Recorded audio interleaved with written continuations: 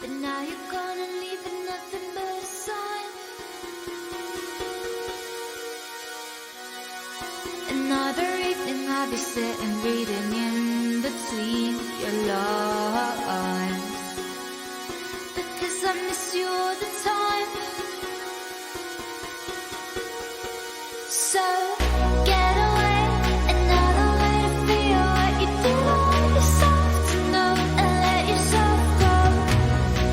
You know you do lose your self-control. There's snow with the rainbow. Turn away, another way to be where you do want yourself. Go.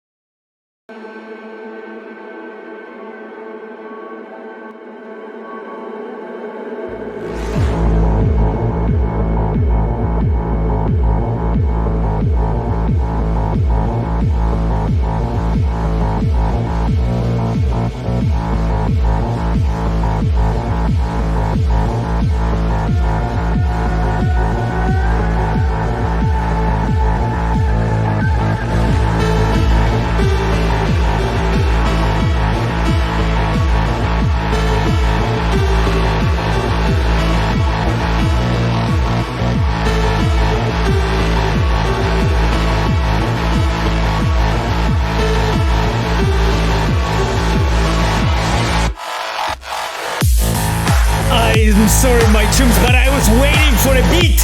I was waiting for a beat. I know I was late, but you know, I couldn't like go in without a beat, right? Hello, hello. I'm glad that you're here.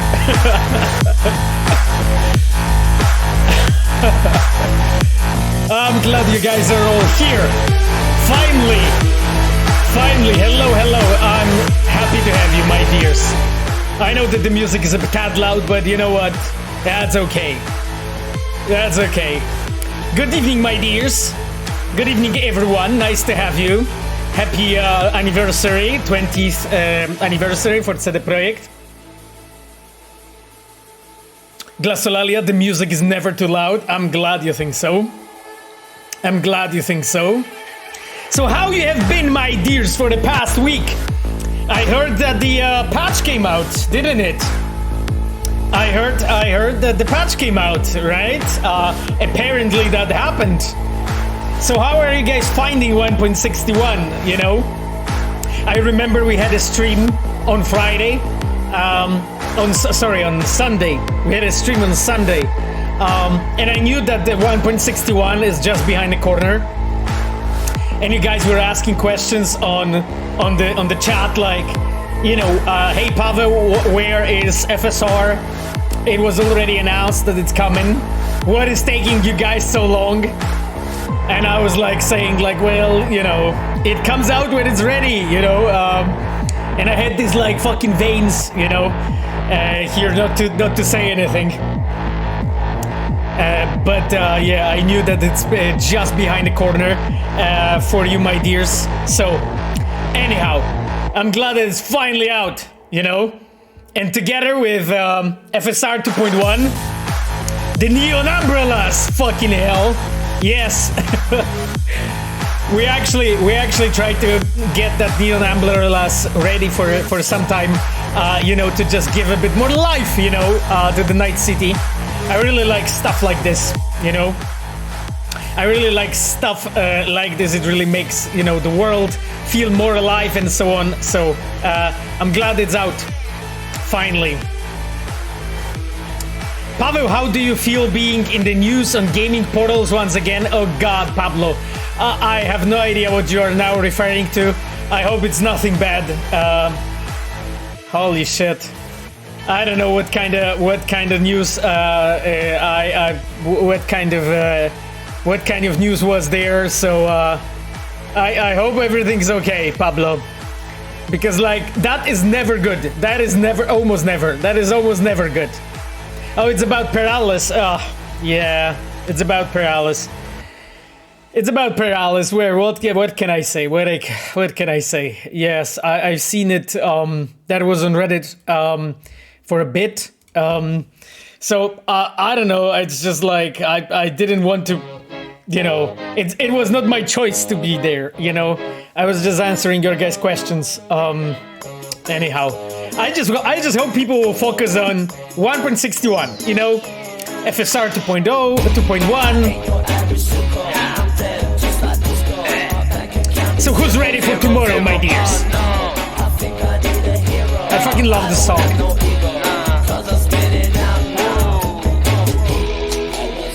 Cabraxis asks about 1.69 already. Oh, thank you, my friend.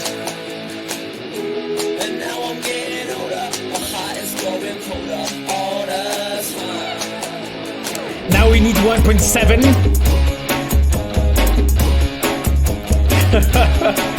So it's Johnny. It's Johnny wrote. Wait, what's tomorrow? I don't know what's tomorrow, my friend. But the name of the song that is right now playing is "Who's Ready for Tomorrow." That's the title of the song, my friend. I don't know what's tomorrow. Monday, I guess. Anyhow, my dears, let's look at the comments from you, because like outside of 1.61, I don't think that nothing more happened last week outside of course, you know, lots of interesting topics in a gaming industry, which we can talk about as always. I hope that we can jump to the game a bit earlier than yesterday, than last week, because there was like less things, I guess, to talk about. We also spent like 2 hours last time talking about stuff, so this time around I will try to be quicker with the game, so just a bit less talking, but we'll see how it goes. So Drelovs wrote, "Hi Pavel, wanted to give you an update. Your advice on leading game dev team was really helpful. I feel like the last couple of weeks have been going well. We'll keep you updated." Okay. Drelovs, that sounds good. I remember, because like for those who don't remember, Drelovs is leading the team, on his studies regarding, and they are building the game together, and the team is like around 15 people from what I remember. And yep, we were talking here in the stream how the hell, what kind of advice I can give him in regards of actually, leading the team. Oh, I love the song Pablo wrote. Yes, this is Major Crimes by Health, of course. Of course. 1.61, the Neon Umbrella update, Grindera wrote. Sure. Of course. Leru asks, Pavel, how are you today? I'm quite good today, I think. I think overall I'm quite okay. So, there's a bunch of things. Yes, I have finally finished Zelda Breath of the Wild. I have finally finished this game. It took me I think a bit over 200 hours to beat Zelda Breath of the Wild. Jesus Christ, on my Switch. It was a long game.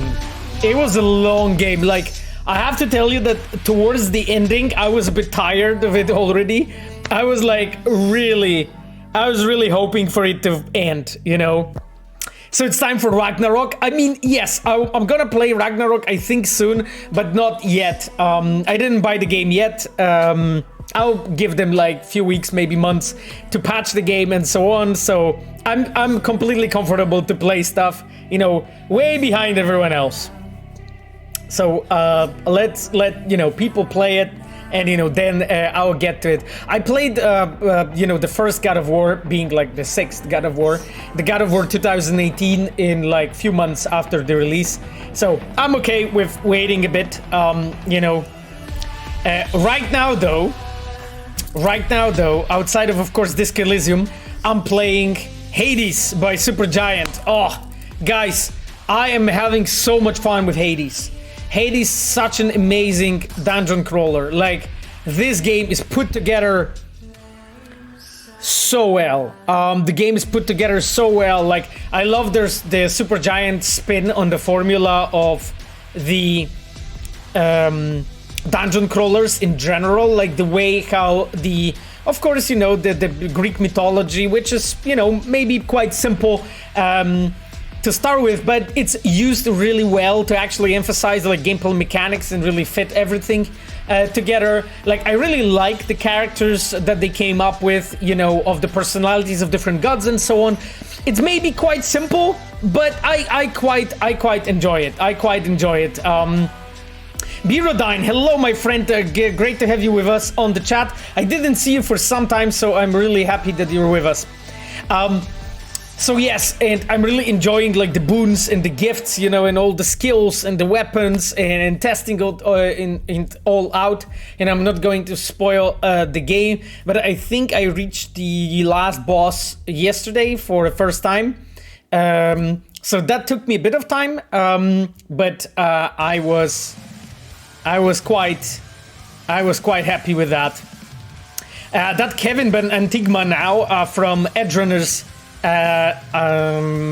official soundtrack playing. It's actually the song that we didn't have on the stream before. Some hardcore. Science fiction person asks, what's your favorite memory at CDPR? My favorite memory at CDPR, this music is actually pretty interesting, maybe fitting. My favorite memory in CDPR, it was the time when we shipped Witcher 3, and then a half a year later or so on Game Awards. Yes, half a year later, not in Game Awards, half a year later or so, there was a voting by the committee, and the a Bloody Baron quest that I worked on got awarded by as the best gaming moment of 2015, and we got the golden joystick for it. And I remember like those golden joysticks were actually shipped to the company, you know. And there was this amazing moment that, you know, like Adam Badowski, you know, the head of our studio, Adam was standing there on the stage and basically like giving all of those golden joysticks to different people. You know, and there was a golden joystick for the story, you know, for Marcin Blaha and and a writer's team. There was a golden joystick for the art, you know, that we got, and that was one that Paweł Mielniczuk and Lucian Więcek got, our art directors, for characters and for locations, you know. And then there was a golden joystick for the best gaming moment, and I remember this moment when actually Adam Badowski called me and Karolina Stachyra, senior writer, with whom I worked on that quest, and we walked on the stage, and we were gifted the golden joystick by Adam. So that was such a cool moment, you know, honestly. We were working at the time, I think, on the expansion, I think first or second, but I think it was an ending of a work on a first expansion when those joysticks were given to people. So it's awesome. Jesus Christ, today, like, the music is really unhinged.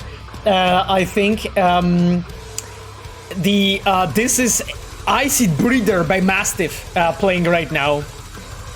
Also something from Cyberpunk Edgerunners soundtrack.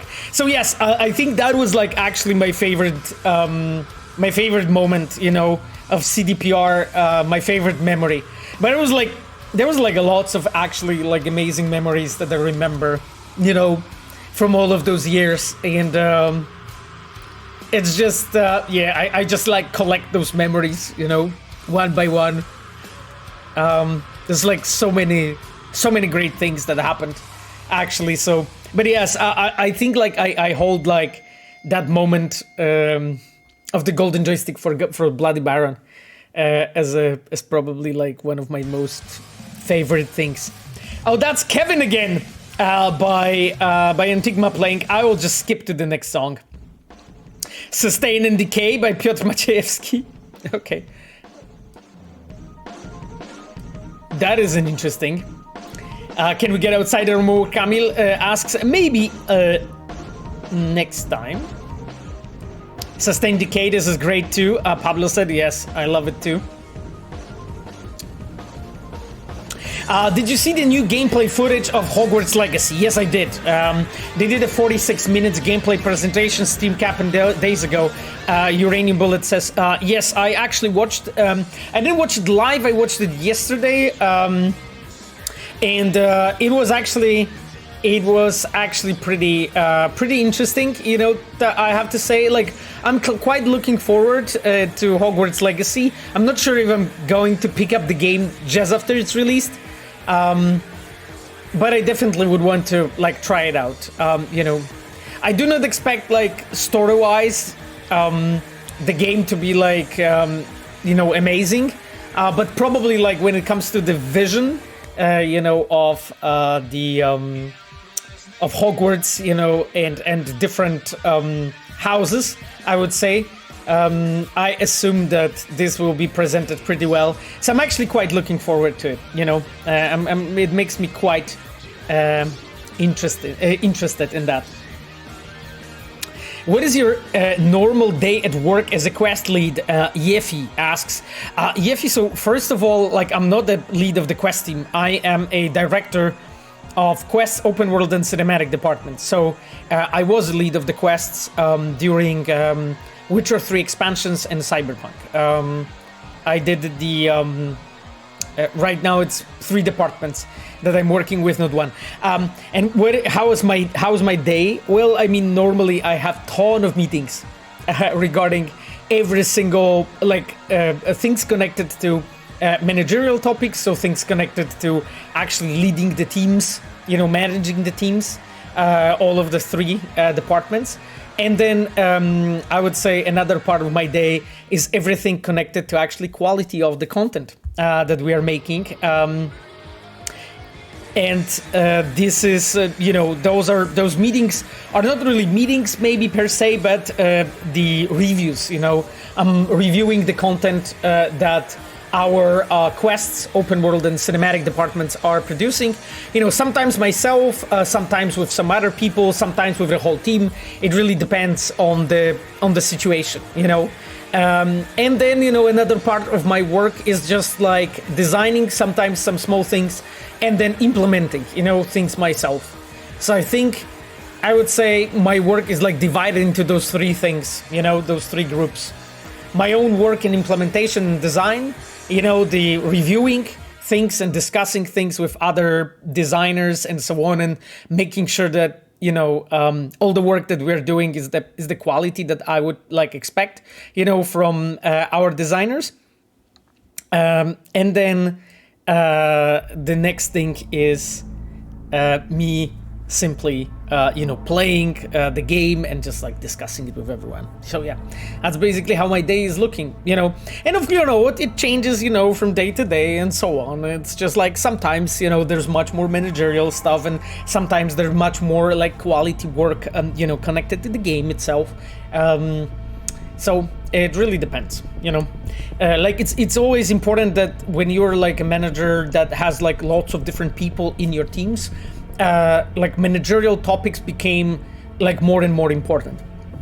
I sometimes bring up this example of like, imagine, my dears, that you have 60 people, right? As I have in my teams, and every person has an issue that they want to discuss every 60 days. So one person has an issue every 60 days. That basically means that you have a person coming out to you and reaching out to you every day regarding like something that is a problematic topic to discuss. Now, from experience, people actually have much more problems than just having a problem once for 60 days. So a lot of the topics for me, when you have so many people already, is basically just discussing things with a lot of my designers, that being like quests, open world or cinematic teams, and just like trying to help out and advise, and sometimes it's just an advice, sometimes it's just a review, and sometimes it's actual like bigger problem that we need to like tackle on like, I would say, company level. So it takes a bit more time. So it really depends, But I think like when I became a director, of all the three departments, it really like reached me that like before, when I had 20 people, like if a person had an issue to discuss every 20 days, then I had a person every single day reaching out to me with issues that they want to discuss. But now with 60 people, it's a lot every single day. Every single day it's a lot, but it's okay. It's okay. It's a part of the job in a way. And you know what's the most fascinating actually for me? The most fascinating for me is the fact that some people with a proper like advice and sometimes more proper guidance and proper mentoring, they can actually grow and become better and better. And it's absolutely incredible to actually observe, how your new people, or even, people that are all in the team for some time, when you like help them out, to overcome their shortcomings in a way, and how they develop and how they become actually like better and better, and how they actually tackle, topics quicker and faster, and how they're getting empowered. Like, this is for me so satisfying. You guys can't imagine. When you have like those, like people who join your team, like even at the beginning of their careers, right? And they slowly grow. Sometimes not slowly, which is really awesome. But in most cases, most people just need time, to grow. Really need time. Time to struggle, time to overcome things on the way, and it's really it's really amazing to observe, you know, them grow and become better. And sometimes those are like small things, you know, like communication, right? Like someone is just like much more active and clear when it comes to communication, and, you know, in a written form on, you know, on Slack, let's say, and in emails, but also in the meetings, you know, someone is just much more confident, I would say. And you can build these traits in your people like very like slowly, just with small things, you know. Like for instance, like when question is asked in the meetings, you know, when there's like lots of people, I'm always trying to shut up first and really like let my team speak, you know, and my designers talk rather than me, because I'm a talkative guy. I can really like talk about so many things. You know, guys, I remember what was it? I remember I had an interview for like Gripel for Poland a few years ago, and I remember I had an interview, right? Like, and there was like Michał Mańka, actually, like a amazing journalist from TV Gry. He was asking me questions, and I was just talking, and I remember one of the comments under the video was like, imagine having meetings with this guy. You come over and every single meeting takes like 5 hours because he just can't fucking phrase his thoughts briefly. Anyway, I remember that. It really like made me laugh. But anyway, in reality, which I'm not sure if it is true, but I hope it is.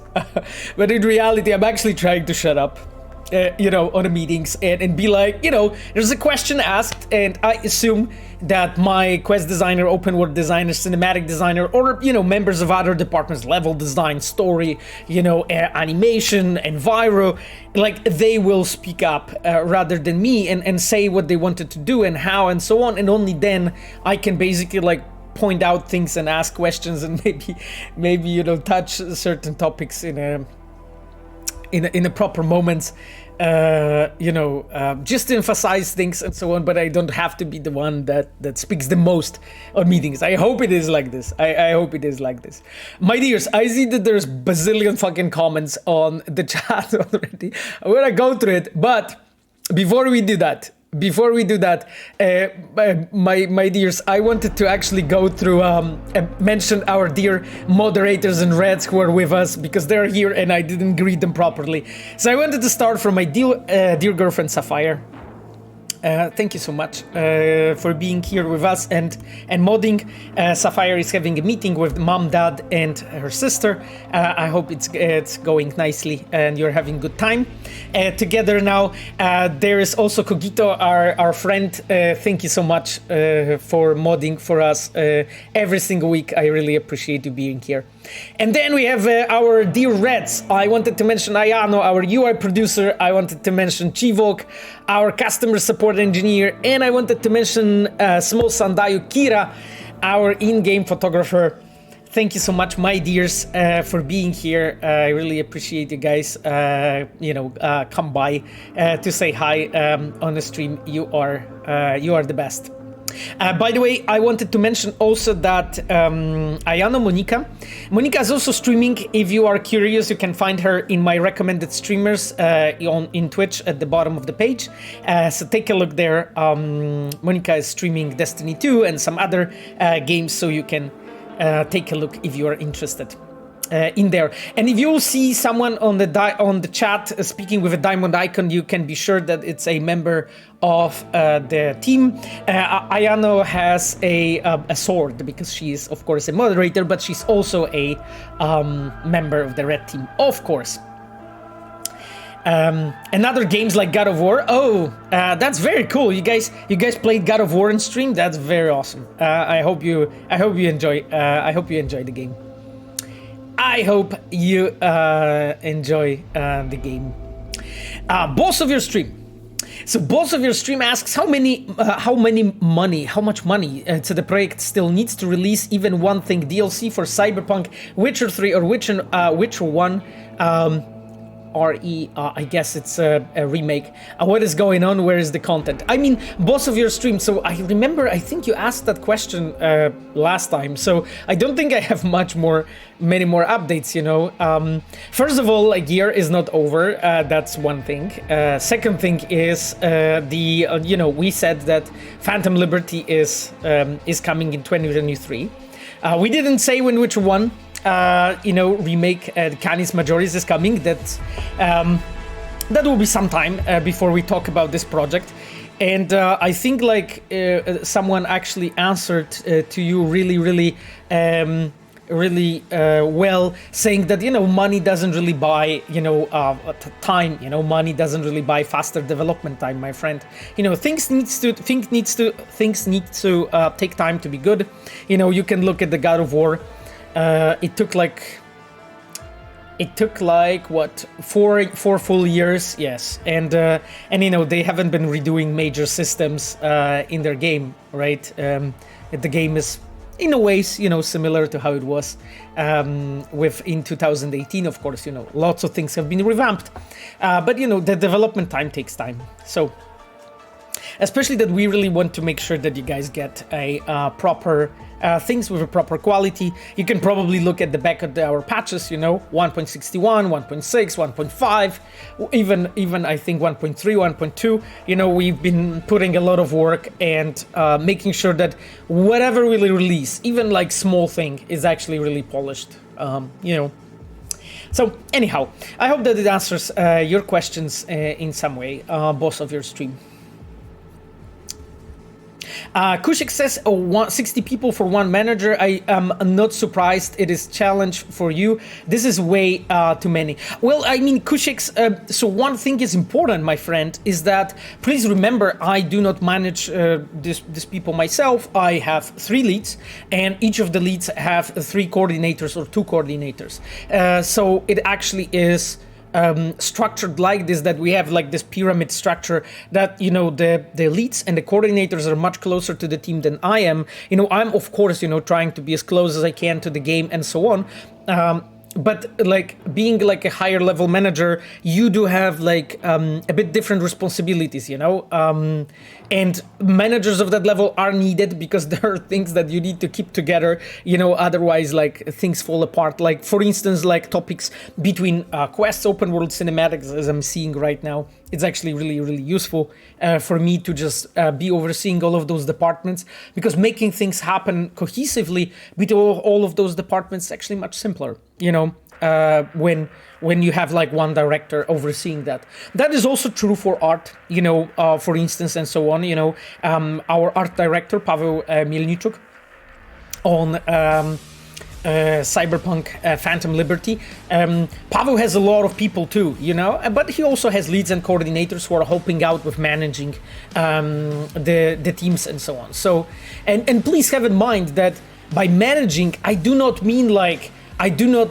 every single day check with people what they are working on, with what they are doing, because that's not what I'm doing as a director. Like as a director, I have much completely different topics, like for instance, making sure that my leads and coordinators are on the same page, regarding what we are doing, reviewing content, daily work sort of. This is something that leads and coordinators are doing. Anyhow, my friend, I hope that I explained it well.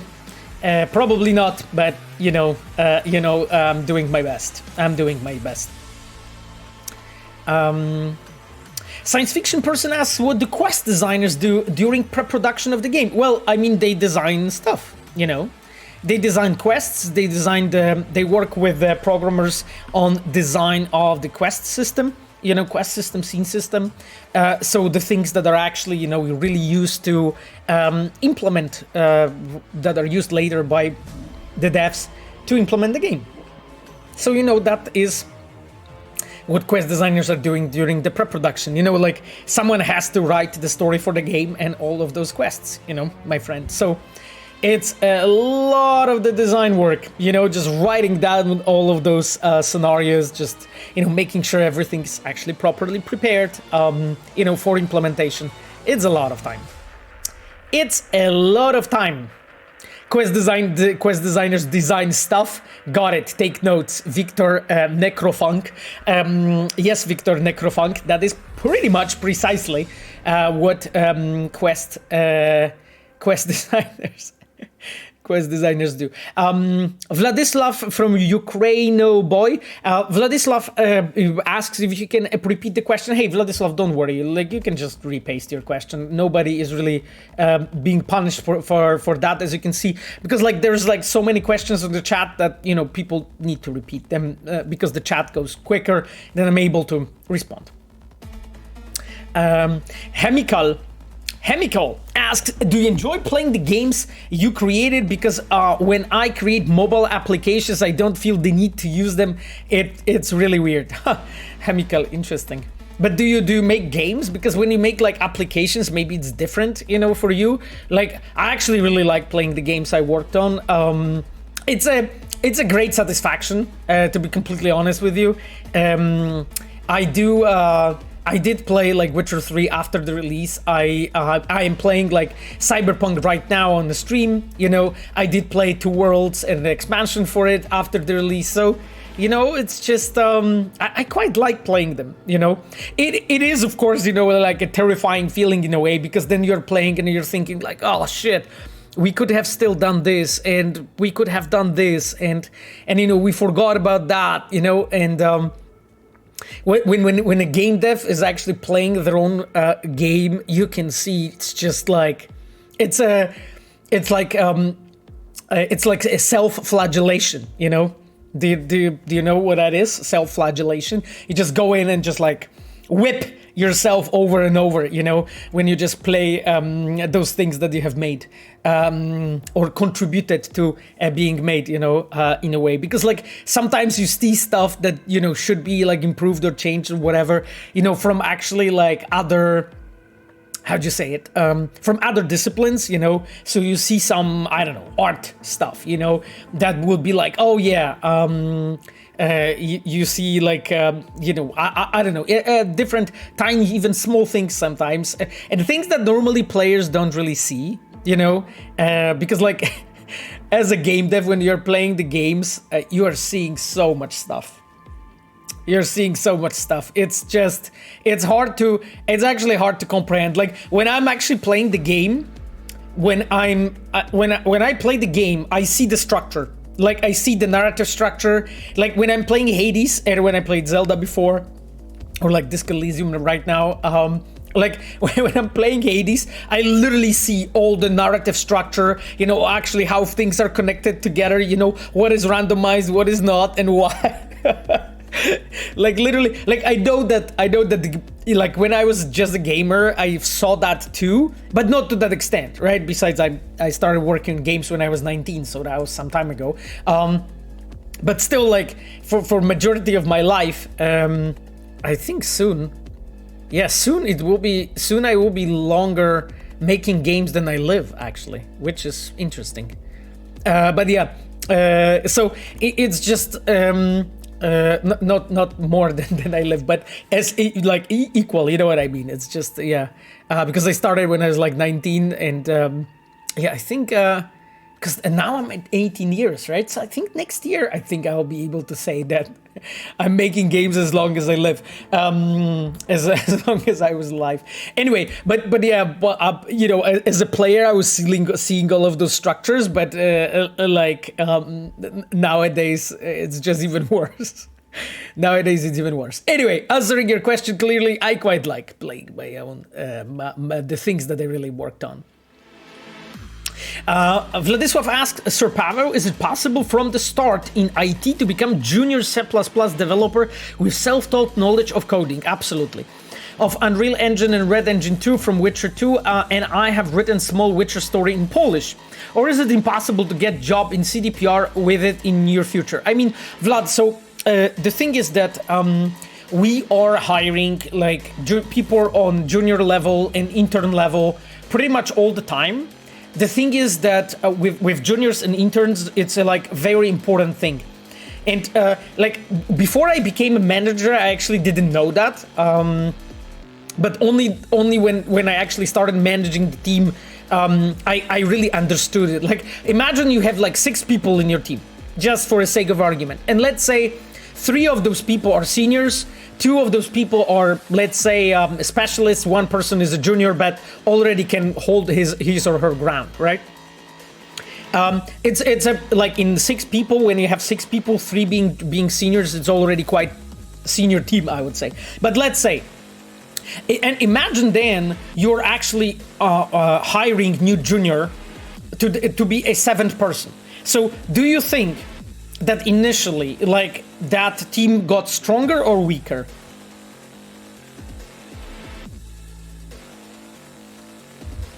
Actually, that team got much weaker. And the reason for that is, and the output of the team will be much weaker.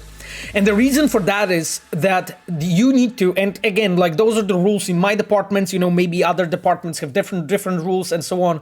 But for me, the way it works is like the most senior and experienced people are becoming the people who are mentoring and training juniors and the youngest people. So for the team of 6 people, when you join and add 1 more who is on a junior level, so really needs training, mentoring, and so on, that person is making a senior significantly weaker. And that person is actually eating time of that senior quite significantly for some time. At the beginning, like a lot. Then in time, you know, maybe like in a month, 2 months, 3 months, it starts to be less and less, to in a span of maybe 6 months to become like much less. But then again, you know, junior needs from 1.5 to 2 years to become decent in what they are doing, that given junior. And then basically in a span of maybe a year later, after hiring that junior, you are already stronger. And your team is already stronger, you know? So as Ayana wrote, I think I saw it on a chat just a moment ago pop up, that Ayana wrote that basically it's you make your team stronger, but over time, but not at the beginning. Exactly.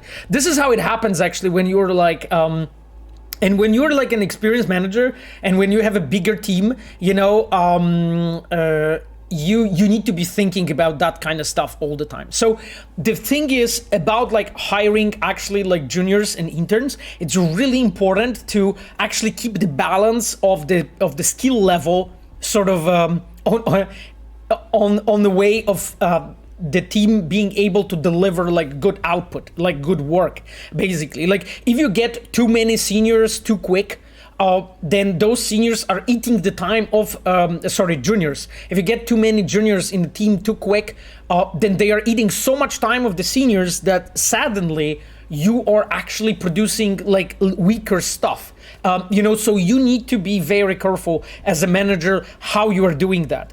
And I think it's really, really important. Like, I think like when I was starting in the industry, like as a junior, I didn't know that stuff. Like I didn't cross my mind. I didn't understand, you know, because like for the bigger company, hiring junior or intern is a huge investment. Like the money, the time that is worth, you know, the time of the senior, that is put on training the junior is really expensive. It's really important and really valuable time, you know, and that time goes into training the junior, you know, and it's a big investment. So like I am always seeing, you know, hiring juniors and interns as an investment, but you need to make sure that you're hiring those juniors in a pace that seniors are able to keep on with training, you know, those juniors so they can eventually become specialists. And of course, you know, you need to put work into your specialists so that they can become juniors, seniors at some point and also start becoming the people that they're training, you know.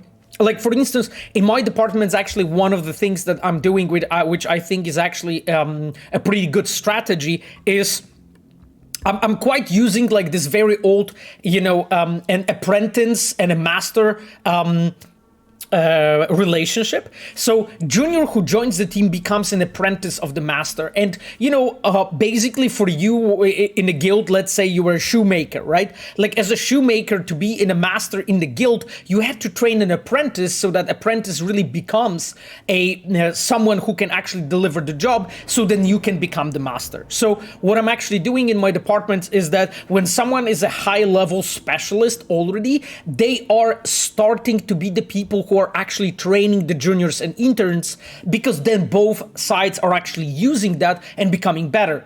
Your experienced specialist is slowly going towards the master by training someone, while your intern slash junior is actually slowly becoming and making first steps towards the specialist path. So both ways actually in this relationship can really gain. And it's really important, I think, to think about it in this way.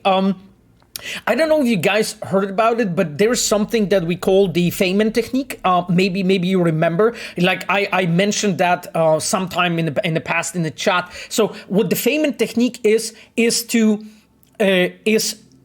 becoming better in what you are actually doing through experiencing that in the process of teaching. Because you need to be actually a master of your craft and really understand it well if you are able to actually reproduce almost yourself inside someone else, So you're able to actually transfer that knowledge and explain all of those things and actually give all of those things to someone who's new, someone who's young and experienced, who's starting, because young doesn't mean being a junior, because you can have sometimes, people who are already like really experienced people in life, but are still juniors in what they are doing. And I think the Feynman Technique is really actually what made, old guilds, when you had an apprentice and a master really work, and this is how actually I'm seeing always the structure inside my departments, inside my teams. This is how, we are taking the juniors and interns and really like implanting them in that team structure, so that you have the high level specialists and seniors, teaching out and train, the young people. And I know I'm talking like actually lots about it, but you can imagine that I actually love this topic. Like I'm a development psychologist by education, so like and a journalist. So like development psychology is my thing, right? So I just fucking love that topics. But anyway. I think maybe we can close this topic. There was something else that I wanted to mention. I wanted to add to this topic. But let's keep it at this. Let's say I think like I find the topic of teaching, of learning, of improving, actually becoming better through that fascinating. I know what I wanted to add you. Actually, like, my dears, it is actually so valuable if you can have the people in the team who are like representing sort of different types of skills. So let's say you need a good dose of, let's say, introverts and people who are, really like looking deeply inside, together with the people who are actually extroverts. So people who are like who have like high openness for experience, for instance, who are really reaching out to the world, who are like communicative and so on. And those like in introverts, extroverts, of course, it's a very simple methodology. But if you look at the big five, right? Like you may know the big five, or maybe you have heard about the big five, from the psychology, but the big five basically defines 5 major personality traits that you as a person you can have. It's always good when you have in the team actually like those people who have those different like personality traits from the big five, because each of the traits in the big five is a continuum, right? So for instance, you have the trait that is like openness to experience, right? Like openness and experience is very correlated to the being an extroverted person, right? And you can be like close to the experience and open to the experience. That's basically how it is. Or you can have conscientiousness, or extroversion with introversion on another side.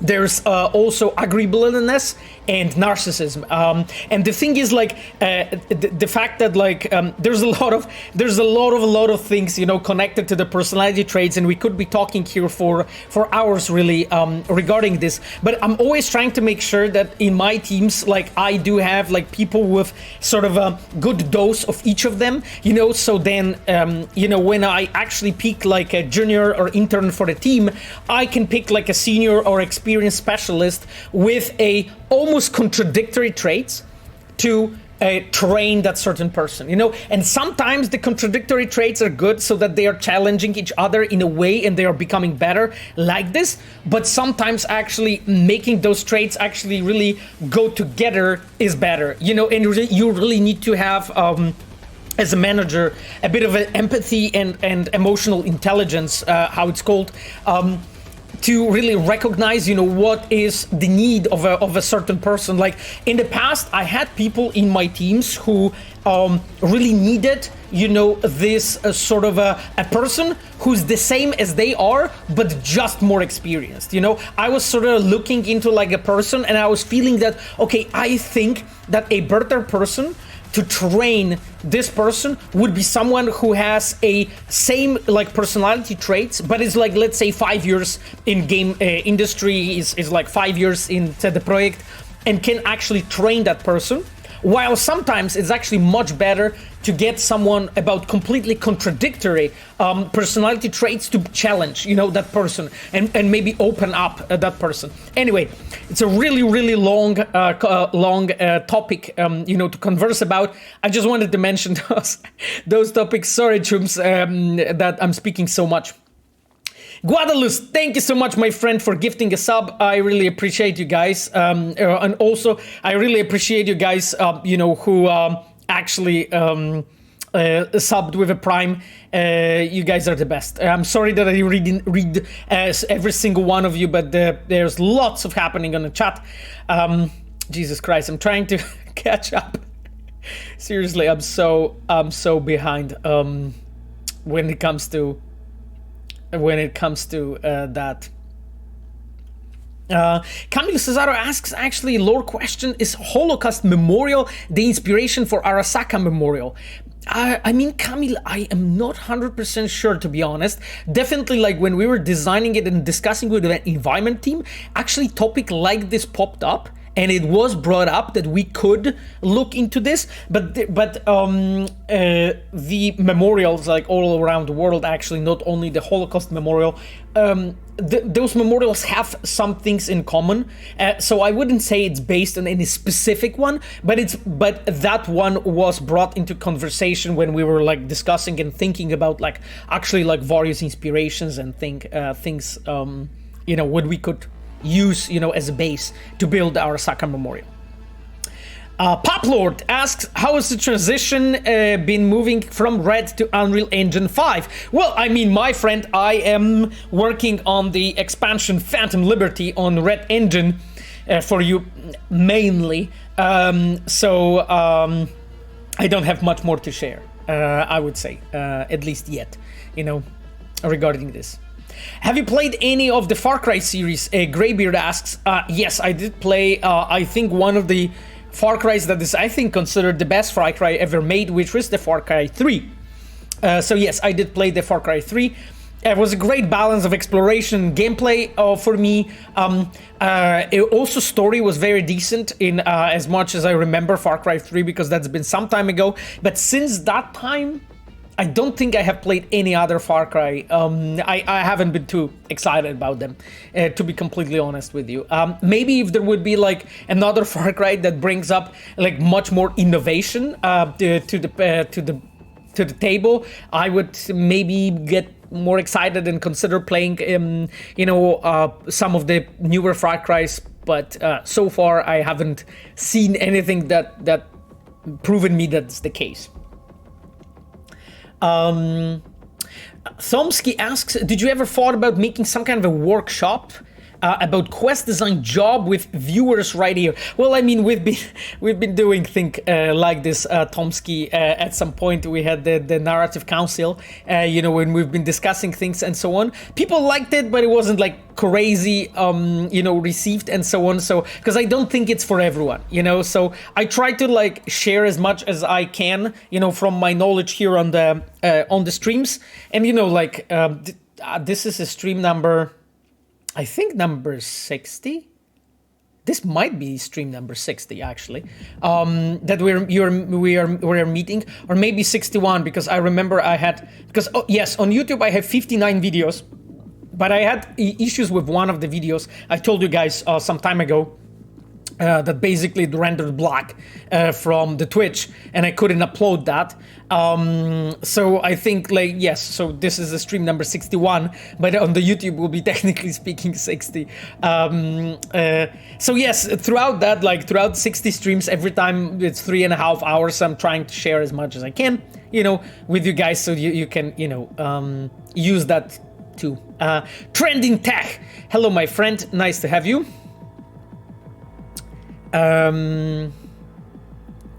Science fiction person asked, I rewatched the no-clip documentary and I saw the person named Bartosz who seemed to really love The Witcher 1 as I do. Is he still in CDPR? No, I think you're referring to Bartosz Ochman, and Bartek left after release of Cyberpunk. He was a director of open world. Bartek left to the project. He is right now, I believe, in Techland, and that was one of the reasons why actually the open world team was moved, and I am right now responsible for that department, work of that department. And I have to admit, my friend, that I quite enjoy working with open world. I think like this is probably the most surprising thing, you know, for me in a way, because open world is actually really fun. Like making good open world is actually really awesome,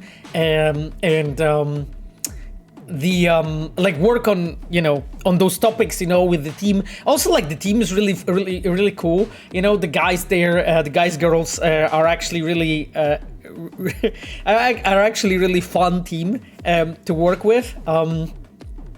So I'm actually having a blast, to be completely honest with you. Reviews with open world team are actually really fun. And we have like so many talented people there actually. And open world team is led by Przemek Sawicki. Przemek is a fantastic manager. I'm actually so happy that he is you know, the lead of one of my departments. Uranium Bullet asks, Pavel, what's your opinion on multiplayer experiences that utilize indirect interactivity between players? Oh, I know where the question is going. I already like it. Like the messages player leave in soul-like games, like, and Death Stranding approach to everyone building and contributing to the world. It would be awesome if Project Orion had multiplayer elements such as those that integrate into and enrich the single-player experience. I mean, so Uranium Bullet, I of course cannot talk about Orion in any shape or form, but leaving Orion aside and focusing on the indirect interactivity, so like the synchronized multiplayer in a way, I really have to admit I'm a huge fan. Like I am a fan of soul-like games really a lot. I still didn't play Elden Ring, by the way. I still didn't play Elden Ring, guys. So eventually I will. I'm really looking forward to playing the game. It's just I played Zelda for so long that I'm now I right now want to play like few smaller games before I jump in another behemoth. Because like if I start Elden Ring, it will take me probably till like I'm like 47, so around 10 years. You know, I think. From Software is going to ship like 3 more games before I finish Elden Ring. But anyway, so overall, answering your question, I absolutely love the multiplayer in Soul-like games. I think it's actually like one of the bigger innovations when it comes to the multiplayer like side of things and experience throughout like last 10-15 years. I don't remember, I cannot recall any other actual like legit innovation Outside of that, maybe outside of Battle Royale, right? Because Battle Royale and all variants, you know, the PUBG's variant, the Fortnite's variant, is probably like a legit innovation. So Battle Royale is one thing, and the I would say desynchronized multiplayer in Soul-like games is another. I'd say absolutely amazing. You know, of course, you know, you could bring up you know, things like Among Us and so on as an example of, I would say, innovation multiplayer, but that's not exactly what we are talking about here. It's also not AAA space, so maybe a bit different requirements. Anyway, Uranium Bullet, that's as much as I can add, you know. I'm not really big into like multiplayer myself. I don't play many multiplayer games, you know, myself.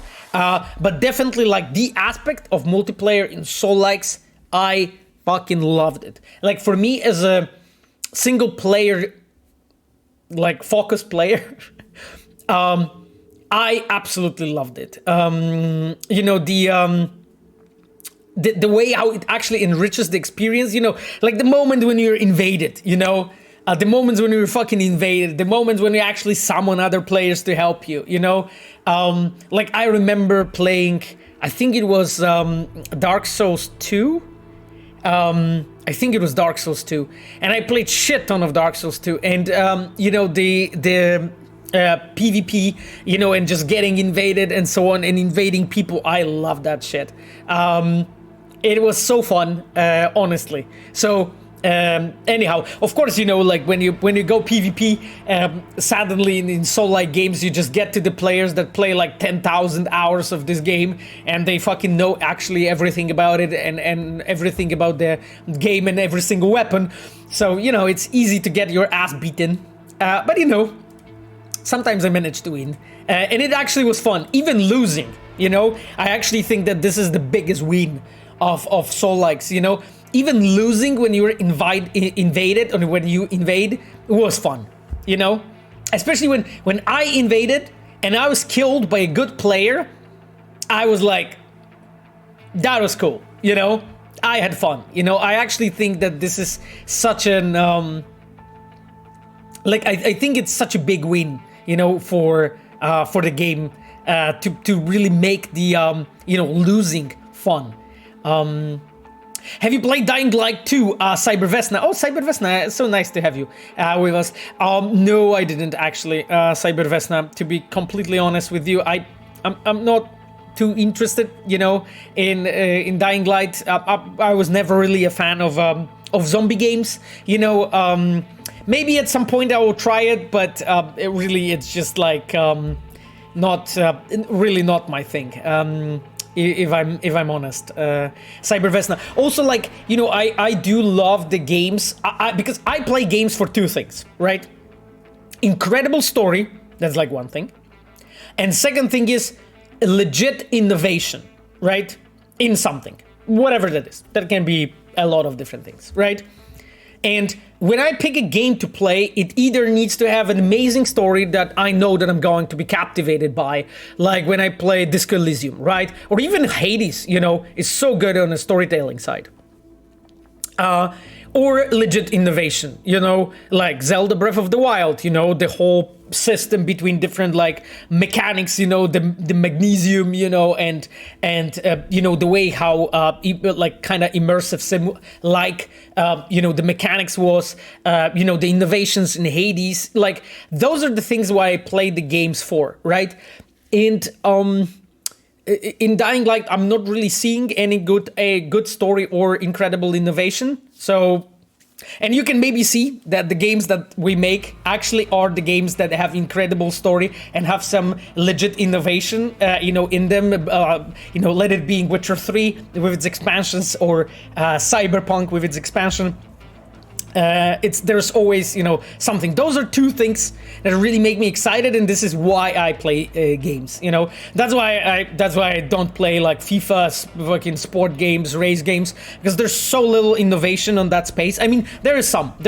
Like, I acknowledge, you know, the open world nature of one of the Need for Speeds. You know, I know that is some legit innovation, but that's way too little to really make me excited, to be completely honest. So, You know, and yeah, God of War, the new God of War, I'm gonna play for the story. I don't think I'm gonna play it for innovation, because I don't think there's this much outside of the one cut camera or no cut camera, which I think is a absolutely amazing thing that Cory Barlog managed to make, you know, work together with his team, of course, you know, and I was really amazed. I was really happy with that.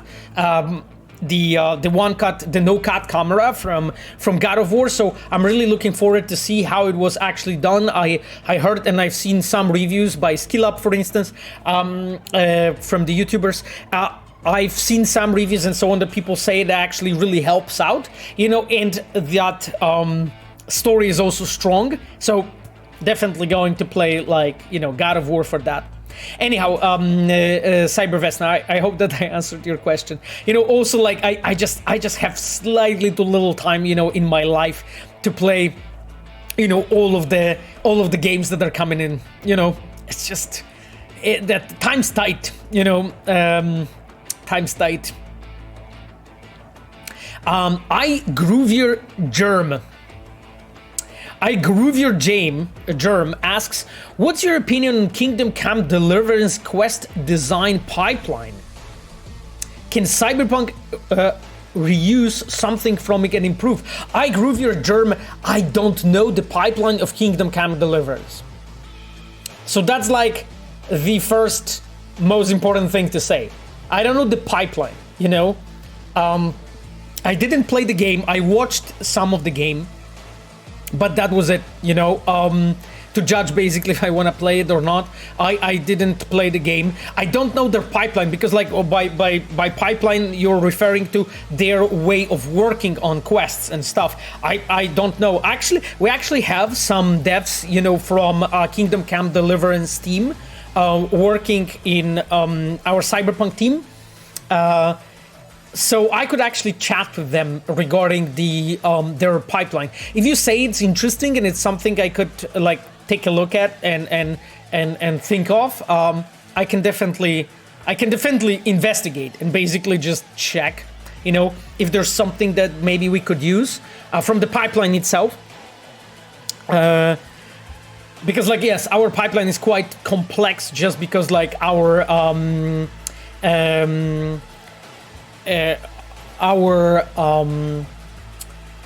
pipeline is quite complex, just because, you know, like our games are focused on the story and on the quests. So of course, naturally, this makes everything really complicated when it comes to story development. Golfik asks, should you not be trying every big title though? I mean, Golfik, there's still little time in the world for me to do that. There's no way. I mean, I am trying to... So what I'm doing a few things. First, I'm playing the games that are innovative on the side of, well, any side. So any innovative game I'm always trying to play. Second thing that I'm doing, any good story game I'm trying to play. Then, and I think I'm not making an exception from that rule. I don't think so. There's always something, you know, innovative or story-wise that is interesting to me. When it comes to everything else, I'm definitely watching the reviews, you know, of the YouTubers and influencers, journalists that I know that have a similar taste, or I know who are very critical. And some of the games actually that I know that I'm not going to play at all, I'm trying to watch, you know, on YouTube. And that is basically taking every single minute in my day, right? Like, because I need to work, like that's the most important thing that takes like the huge chunk of my life. Then of course, you know, then there is the quote unquote family life, you know, I need to have time for my dear Sapphire. So everything connected to just like personal life, you know, and then there's not that much time left, you know, and all that time I'm spending like, you know, trying to do it like this. I do not know actually single dev who is working in a AAA space, like who's a professional game dev, who is able to try every single big game that comes out. I think it's quite impossible, my friend. To be completely honest, especially that some games are super fucking big. Like for instance, the Zelda Breath of the Wild, that was like over 200 hours that I put into that game. So like when you have like smaller games, like let's say Psychonauts 2, right? I played Psychonauts 2 and it was like 25 hours, maybe to 30 hours of experience, right? So it took me like a month, I think, every day, every second day. No, I think it was longer than a month. Maybe like 2 months or so of playing to beat the Psychonauts 2. But anyway, I hope that I answered your question, my friend. I think honestly, it's just quite impossible, quite impossible to really like try every single big game, especially that every single big game that comes out is long. Like I cannot imagine playing like 300 hours or how long it takes to beat like last Assassin's Creed, I just can't imagine trying to beat the last Assassin's Creed. It's just, yeah. But of course, I am completely aware that, like this is in a way, my job, of course, and it's my duty to really making sure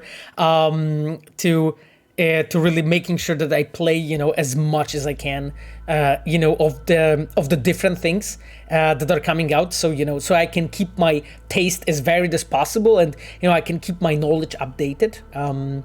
But yeah, it's difficult. It's difficult.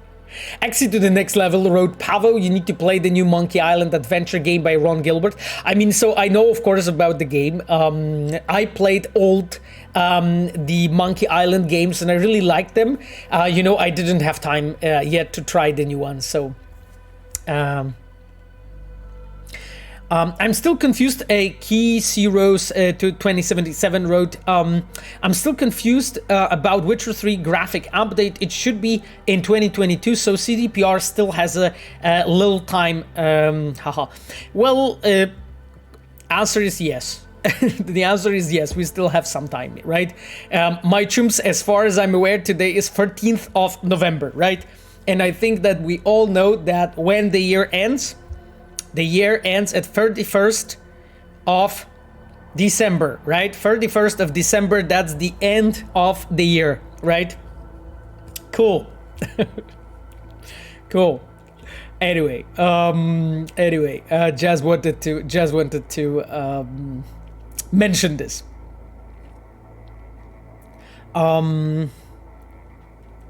Revolver Celta wrote, and isn't that a bit of a PR thing?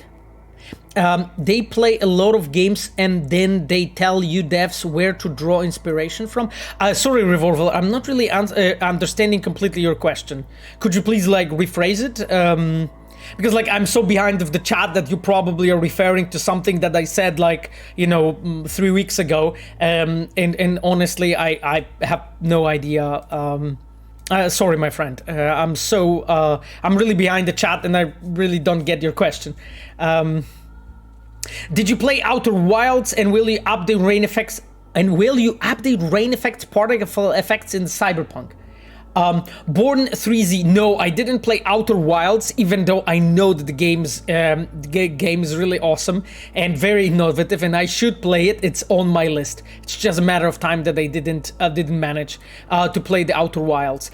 And when it comes to the updating the particle effects, I mean, my friend, I'm a quest director, so my work is focused primarily on the story and content side. I'm not really dealing with VFX too much. I don't think that our rain effects are that bad, that they require like some major update. But I accept your question, or your comment rather, that for you it's something that should be updated. But again, not my specialty, my friend. Not something I can talk about. Babsonovska said, oh yes, talking about Ragnarok. Yes, we talked about it, to be honest, a bit. PL91 wrote, when you say the Phantom Liberty spy thriller expansion, is that just story-wise, or there are new mechanics that tie into that? I mean, PL91, my friend, let me start from telling you that I can't tell you anything. My friend, this is about the future content that is coming. So I cannot comment on this in any way. Because if I do, then it will become a YouTube video slash news update slash Reddit post, and then, it will blow up, and who knows. So I do not want to comment on it, my friend. Let's do it like this, that we'll ship the game, and you'll play it, and then we can talk. How do you think about this? When was the first time you applied to CDPR? I think it was 2004. I think it was 2004.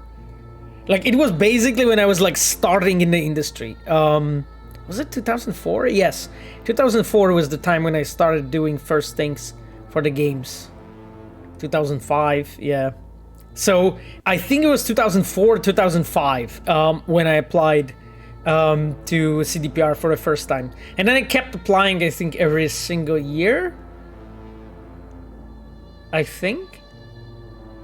Yeah, I think so, because like I joined beginning and 11, beginning 2012.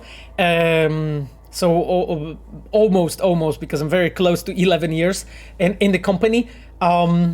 So yeah, that's been, I think I applied every single year from 2004 to 2010 or 11. Maybe I had like a gap between some years, because I think they accepted me after 6th time I applied. 6th time. So yes, took a bit of time, but holy hell. Pavo accent is cute. Oh shit. Did I tell you guys about the story? Blue feather turtle doves. Blue feathered turtle. I told you guys like actually about one situation when I went in 2019 to GDC, and I was talking to I said hi to one of the journalists, and she started laughing of me, and I asked why, what's going on, like why is she laughing, and she said that I have the strangest accent she ever heard in her life. And I was like, okay, I guess. My accent is like a mix of just, me being a Polish guy and learning English in school, and then working, for like last 18 years in the game dev industry with a lot of foreigners, and a lot of them know English as their second language, not first. So because of that, my accent is like a borrowed, I guess, accents from like lots of different people. So I guess it can be very fun for some people. So yes. Vaudos says, please add new Panam quest. Oh shit. My friend, my chum, what I'm supposed to tell you, like no comment about the future content, but thank you for your comment. Bex 670 asked, what is going on with Witcher 3 next gen? 5 question marks. That's a lot of question marks, my friend. That's first thing. Second thing, I mean, same as always, my friend. So let's look back at the history. So the history was, did we talk ahead of time about 1.61 or 1.6 or 1.5 or 1.3? No. We are talking about them when the time is right, my chums. Yes, exactly. So I can say the same thing. When the time will be right, then probably we'll talk about it. Pablo asks, how is work going on Phantom Liberty? I don't know, quite cool. Is your internal release date still valid in your opinion, Pablo? Pablo, my chum. Can you ask about, I don't know, my favorite cheesecake? Something that I can actually talk about. Pablo, what I can tell you, my friend, I cannot comment on topics like this, even that, vaguely, because it will turn into news report about Phantom Liberty, and, we don't need that, do we? We want to work on stuff, calmly, and deliver you cool shit, But one thing I can say, that it's going nicely. Yes. Is there gonna be a video about fashion in Cyberpunk? Jean Lys asks. Jean, I don't know. I don't think I am going to make the video about fashion in Cyberpunk, but maybe one of the YouTubers is gonna make one. Who knows? Apprentice, without spoiling, starts dangerously, does it? How much and what aspects do you think the upcoming DLC improves on the main Cyberpunk game? Apprentice, my friend, you're like together with Pablo. You're like masturbators together, right? You're like trying to perfect and polish your baiting technique. My friend, unfortunately, I cannot comment on that kind of topic. You know this. So what I'm supposed to tell you? It is the Phantom Liberty. It's an expansion. Yes. Furious Furball. So let's look at what Furious Furball has to say. Early on, before Cyberpunk released, there was talk about multiplayer. Can you share what form said multiplayer would have taken? I loved Mass Effect 3's multiplayer PvE game mode. Would it have been similar to that and standalone experience or a multiplayer campaign? Furious Furball. So first of all, I appreciate the question, but my friend, like, this is the thing that I cannot really talk about, right? Like, because if I do comment on stuff like this, then it will become a huge fucking news. And then, I will become a former quest director or recently fired quest director or recently let go quest director or a quest director with no team to direct or no game to direct or no quests to direct. You know what I mean? Furious Furball. So, I want to do some games in my life still. So, I can't comment on it. I'm sorry. This is like NDA fucking dangerous area. That's as much as I can tell you. Tomsky. So Tomsky asks why there is a design approach in open world AAA games when main story is creating a feeling that there is no time to make side content and in a way that player can feel the whole of story for protagonist. Tomsky, very good question. My friend, we've been talking actually about it in the previous streams. So it's called the Ludonarrative dissonance. You probably know it. A lot of people always mention that. It's the situation when the narrative is in conflict with the game mechanics. And unfortunately, that happens quite often. That has happened both to Cyberpunk and it happened to The Witcher 3.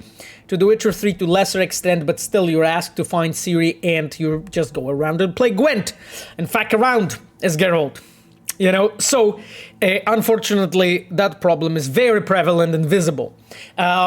And you're asking why there is a design approach in AAA open world games. My friend, I cannot speak about other open worlds, but like, for instance, there is example of Zelda Breath of the Wild, right? This game has a very, very little like main drive for the main character to really keep on, doing what Link is doing and really try to, save Zelda and so on. It's not a spoiler because this is what you do in every single Zelda game. So the thing is that either you are giving like a main drive to the player, to the main character really strong, to actually really do what, what objectives you have, or you need to do it sort of the way how Zelda did it, which is like do a much loosely put together motivation for the main protagonist and allow that protagonist to explore and have time to see things, to find things, and so on. So, my friend, actually this comes in really from the fact that a lot of the developers really feel sort of that they need to give the main storyline this big drive, and motivation to really bring the player through the main story, because otherwise you end up like, for instance, with Skyrim, right? A lot of people played hundreds of hours of Skyrim and never finished the main story, This is probably like one of the most common comments about the Skyrim. And I had fun with Skyrim. I put a lot of hours into Skyrim. Again, I think very innovative game for its time. But I couldn't finish the main story because my dragon was flying backwards, actually, and it just broke. So I couldn't beat the main story in Skyrim. It was completely blocked for me. But the thing was that I spent a lot of time there, and, I didn't feel like too much of a drive to finish, the main story. So, my friend, I feel that there is a solution, of course, and the solution is the open world games needs to utilize the open world structure of the world to actually empower the main protagonist to do the story. And I think like we as an industry, not even to the project, but we as an industry, we kind of know how to do that stuff. It's just a matter of time before that problem is really solved, And I think it is possible. It is really possible to actually solve that issue and have the AAA open worlds really deliver on that and utilize properly the open world while not really compromising the main story. My dears, I am so behind in the comments. This is like insane.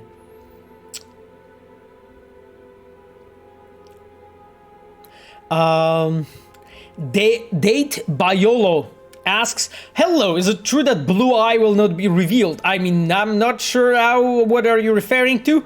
Blue YOLO, Date Biolo, my friend, so I cannot comment on it really in any way, besides, I guess if you're referring to Mr. Blue Eyes and having him present in Phantom Liberty, I'm half guessing. If that's the case, then my friend, I cannot comment on the future content. Preem Chumba wrote shade being thrown at Bethesda. I'm not throwing shade. Please be aware of it. That I am very adamant of never speaking negatively on the work of other developers. I mentioned only that my dragon was blocked.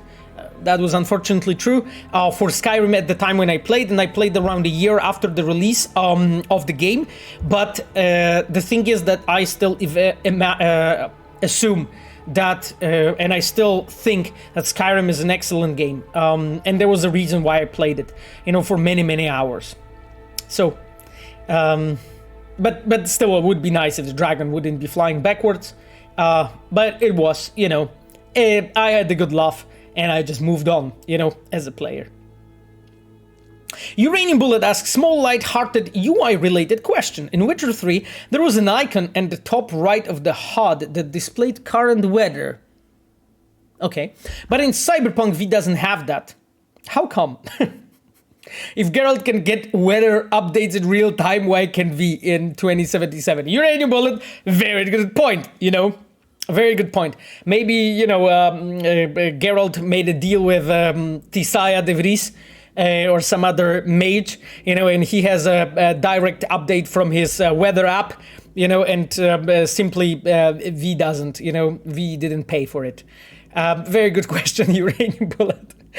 It's quite ironic, actually, when you think about it, that Geralt has an app that updates him about the weather and V doesn't. Yeah. Stranger 3 writes, in terms of main story and open world gigs balance, do you think that game would benefit if we would have less gigs but more expanded so they won't feel repetitive and give player a feeling of a never-ending story for weeks? Yeah, Stranger. 100%, my friend. 100%. Like, I think the story, the structure, talking about Cyberpunk, I think the structure of open world itself should have been much different. That's one thing. There's too many gigs. But I think like that they, and I'm talking that there should be like 5 of them because there's 84, I believe. I'm not talking that to have 5, but I'm saying like maybe we should have like 65 or 70, instead of 84. And then, actually put the time, used, to have the additional gigs to actually structure them better, feel them more organic, feel them more reactive, feel them more connected to the quests. There's many, many things we could actually talk about here. Definitely, Definitely like the way how the gigs were structured was not the luckiest or not the best in my opinion. It was quite improved in 1.5. That was something already that I have been working on together with my open world department, and I think they did great job with like structuring and bringing more quality to that like progression throughout the open world. But of course, you know, I can imagine many different ways how that could be improved. Revolver Salutaroid Pavel Sasko, hate games from other publishers, brutal truth revealed. Thank you, Revolver. Excellent clickbait video. HVT Ghost asks, not sure if this is something that you can talk about, but is the mod system for console completely out of the question? Or is it something that's being considered? I mean, HTV Ghost, I cannot comment on this. This is like potential for like future developments, whatever. I'm sorry. I'm sorry, my friend, but I can't really comment on that, as you can imagine, you know.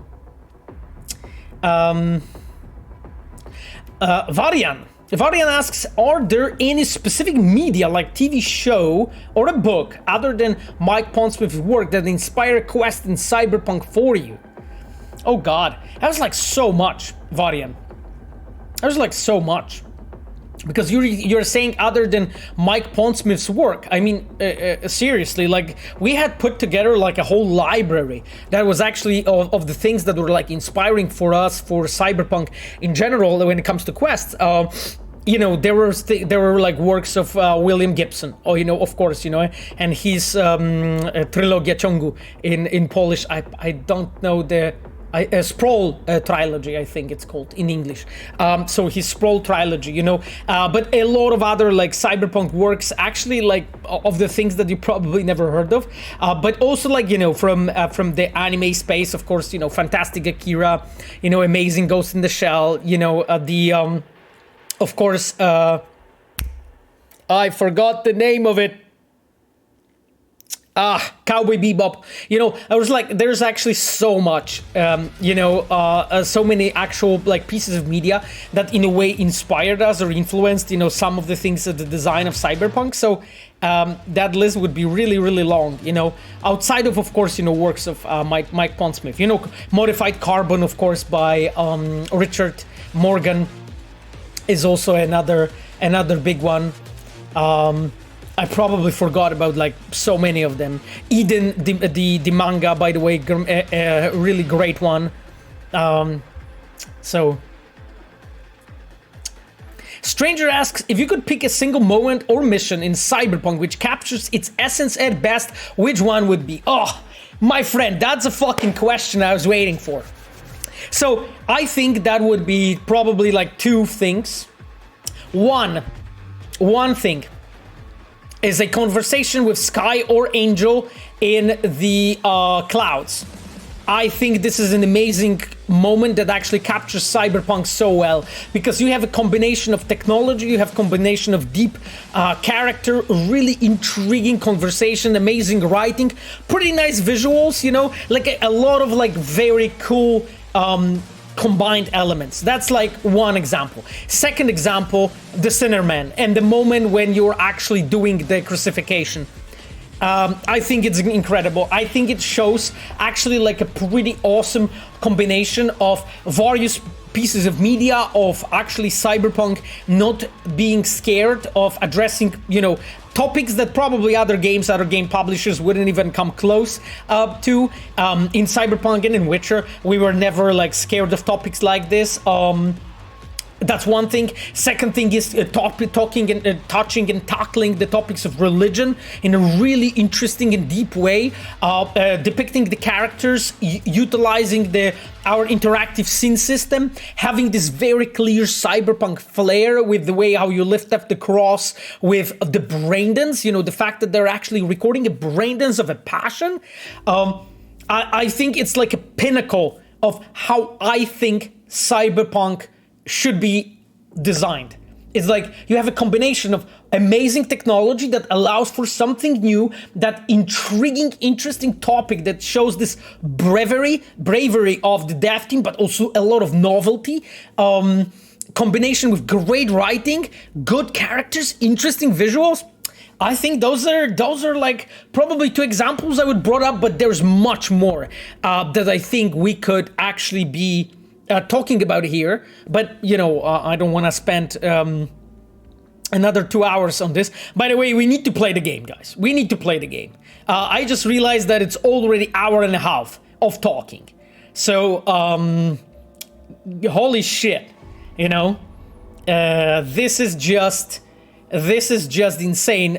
Same as always, I say that I'm gonna play the game, and then suddenly I find myself, at midnight, already before I even managed to get there,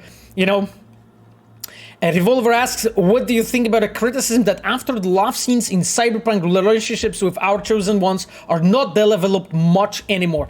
Revolver, I 100% agree. I'm not even going to defend it too much, Like I 100% agree we could have done it even better than what it was. Again, I want to point out that, we wanted to make sure that all kinds of players, the players that are interested in a male or female lovers will have different options to pick and so on. So of course, that was something that had to be addressed, because as a player, you can play with a lot of different characters. Like you can build a transgender character, right? When you're playing as V, and we wanted to make sure that, all of the options that as a player in character creating that you are created, all of the options will be included. So that was important to do. So that of course, took a bit of resources and so on, but we still wanted to do it better than the way we did it in The Witcher 3. And I dare to say that we did better than in The Witcher 3. I would say so. When it comes to the romances and so on, you could maybe make a point that after, in a second expansion, we did it in a way that you as a player, you could talk again, to Yennefer, Triss, and so on, and they were addressing certain things, but it's not something that was vastly developed, after the sex scene. So it's not really that Witcher did it better. I don't think that's the case. I think really Cyberpunk does it much better, to be completely honest with you, my friends. So because of that, I feel that it was done in a pretty decent fashion, but of course, but of course, that's something that you can always do better. Always, I mean, the thing is that, we will be, wow, this rain is awesome. We are, striving to do better with every single thing that we are doing, and that doesn't change, we are still, trying to do our absolute best, to deliver you the best experience, to deliver you the best games we can, and even when we fucking fail in a way, that you will see and you can be sure that it's not that we failed because of fucking lack of trying or lack of heart or lack of time or lack of effort, there will be other factors, if we fail, with delivering you something amazing, that's been always the goal. That is still the goal. And I think even after the release of Cyberpunk, it's even more of the goal than it was before. And I hope that the patches that we are delivering, constantly to you prove something, to show you that. Anyway, my dears. So, are we going to do the Lord giveth and the taketh away? I think it's time.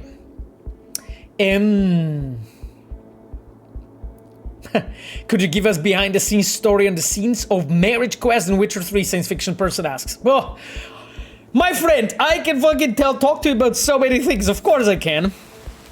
I'm just thinking what actually is the interesting topic that I could touch from that specific quest, because there's fucking ton of shit. Maybe let's do it so. Actually, Pictures from Marriage, that was our narrative pipeline, and maybe I'll start from there. The way it works is that at the very beginning, our story team is working on the narrative, on the outline of the story that we'll be basically telling in the game. And that outline is pretty brief. It doesn't really contain like too many details, you know, and you still like as a quest designer, you have like lots that you need to like put into, you know, of course, your quests. And oh wow, that was a very interesting beginning. So you as a quest designer still need to design that story and so on, but the story outline defines, you know, some kind of a shape or form of that. Just got a 1440p monitor, and man, does Cyberpunk look beautiful. Isaac TV says, I mean, I'm glad, my friend, you're playing Cyberpunk like this. That's great. So going back to your question, so when we had the story outline actually from Pictures from Marriage, you know, and from the whole basically expansion, Hey! What the heck? Ready to get your ass beaten? And basically when we had the whole outline ready, like we knew that this quest is going to be something special. Really, like from very beginning, it looked like, and already on a level of the outline, and you know, like the story outline doesn't really have this much details, you know, that is something like fairly general, you know, and already there on the level of the ideas that our story team put together, we were like, okay, this shit is solid, like this is gonna be good. And I remember, like, at first, that quest has been owned by Anish Anthony. Anish was a specialist quest designer from I think he worked in Ubisoft before. So Anish did like a first, I would say, outline and a first sort of screenplay work on that quest. Oh, Jesus Christ, I missed him. And but afterwards, the quest has been taken over by Joanna Radomska, one of our most experienced like quest designers in the whole company. Asha is right now working on the Polaris project. She's with us since The Witcher 1, by the way. So Asha, Joanna actually like took over that quest from Anish, and she continued work on this after like Anish did like a first, I would say, draft version of the whole implementation, I would say. And already like on that level, we saw that, okay, what? How the hell that guy, did he run through the wall? What? And already like we knew that this quest is going to be really slapping. But you know, guys, what is actually really interesting? It's very often actually with quests that are like this, that are like different, you know? I'm not able to pick up that loot, and that pisses me off. Okay, I am. And you know, guys, like that's actually so interesting, because like very often we will find out that actually when we are actually trying to do something different, something more interesting, something more unique, I would say, there's many issues with that kind of quest, you know, because we are building something that we never have built before, and then suddenly when you build that stuff, oh shit, I think I need to, or maybe it's fine. And then you know, there was actually plenty of issues that we had with construction of this quest, you know, with like, there were pacing issues, you know, we sort of like, when you were getting like into the world of the painting and so on, like not everything was, you know, coming together well. The quest was quite boring, you know, there was not enough, like, I would say, interesting things to do, you know, it was kind of slow when it comes to pacing. Like, there was actually so much work that we had to put in to basically build up, you know, the proper pacing for this quest and so on. So from all the quests, actually from the Hearts of Stone, Pictures from Marriage, that was the quest that we had the most trouble with, you know? That is a very interesting factor, and it still became like probably one of the better quests that we made, and one of the better things that players like. And it actually shows me as a director that sometimes, you know, the fact that some content, you know, something that we're building is very troubled, is not really working well, and you need to put effort into it and so on, is actually really can really actually turn out to be something really beautiful and amazing, you know? And I think this is really valuable to really remember about this when you're like a game designer, a game developer, a quest designer, that sometimes, you know, things do not come together at first really well, and you just need, you know, some kind of iteration, you know, before you really get it. Like, sometimes from time to time things like click very well from the very beginning, you know, it just works, and you're like amazed. I mean, as a dev, you're like, holy shit, you know, it came together so well from the very beginning. But sometimes it doesn't, and you know what, it's okay. You know, it's okay when it doesn't, you know, because you can still, through the iteration, get there. Anyway, some of the behind-the-scenes story about the pictures from marriage. We could talk fucking for hours about Witcher 3, guys. I have so many stories for you. But anyway, let me read this story. Jesus Christ, what's even happening on this chat? Uranium Bullet said there are still some UI elements in the game that still get cut off on ultra-wide resolutions. Two examples I can think of are some of the blue pop-ups in the left-hand side of the screen and the photo mode menu. I hope those get fixed in the future. Uranium Bullet, could you please make sure to mention it to our customer support, because like ultra wide is not something that everyone's using, so there's very little players actually reporting issues from ultra wide, so it would be amazing if you can mention it to them, okay? So that we know about those topics, just to be sure. Pablo asked what quest is Pablo talking about. I was talking about, Pablo, about pictures from marriage from the Hearts of Stone first expansion to Witcher 3. Okay, my trims. Yes, Pavel is blasting like a pro. Oh, thank you so much, my friend. Let's look at the let's look at this archive conversation, because we found something. So it's Diego Flores talking about Francisco Gomez. Let's go. You were supposed to hand over that scratch and apologize for busting his nose. Is that really so hard? That asshole laughed in my face, saying I was a bitch on a leash. And that's what you zeroed him? It was his fault. It was the 6th Street, you fucking gong. Shit's gonna hit the fan cause of you, and we don't have time for fucking war. Not now. Fuck it. We ain't no strangers to speeding lead.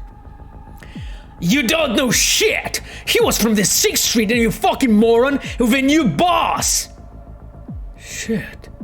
You think Pablo will let you off the hook? Shit. Talk to him. Back me up, please. I'll try! For now, sit fucking tight! Titan didn't even leave the house!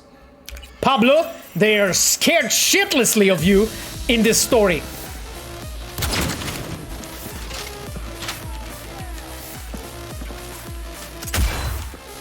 No cameras, my chums. Pablo's blasting like a pro. Yes, I am. Here you go. Destroyed everything.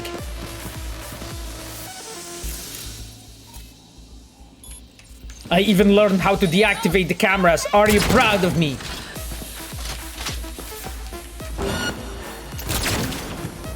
Okay, my dears. It's time to handle this person. Oh shit. On my way.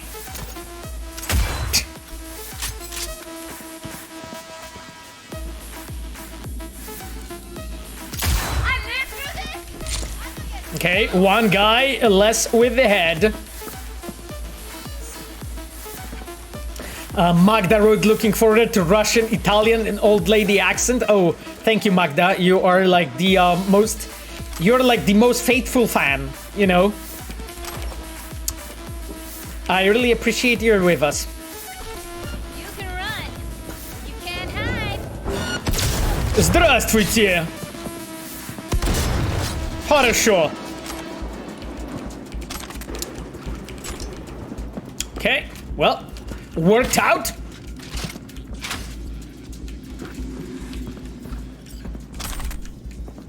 Someone killed him. God damn it, that was me. Yes, Trims. Anyhow, okay. We are entered the SUV. Let me actually scan the contents here. Is there anything interesting? Oh, yes. Yes, my chums.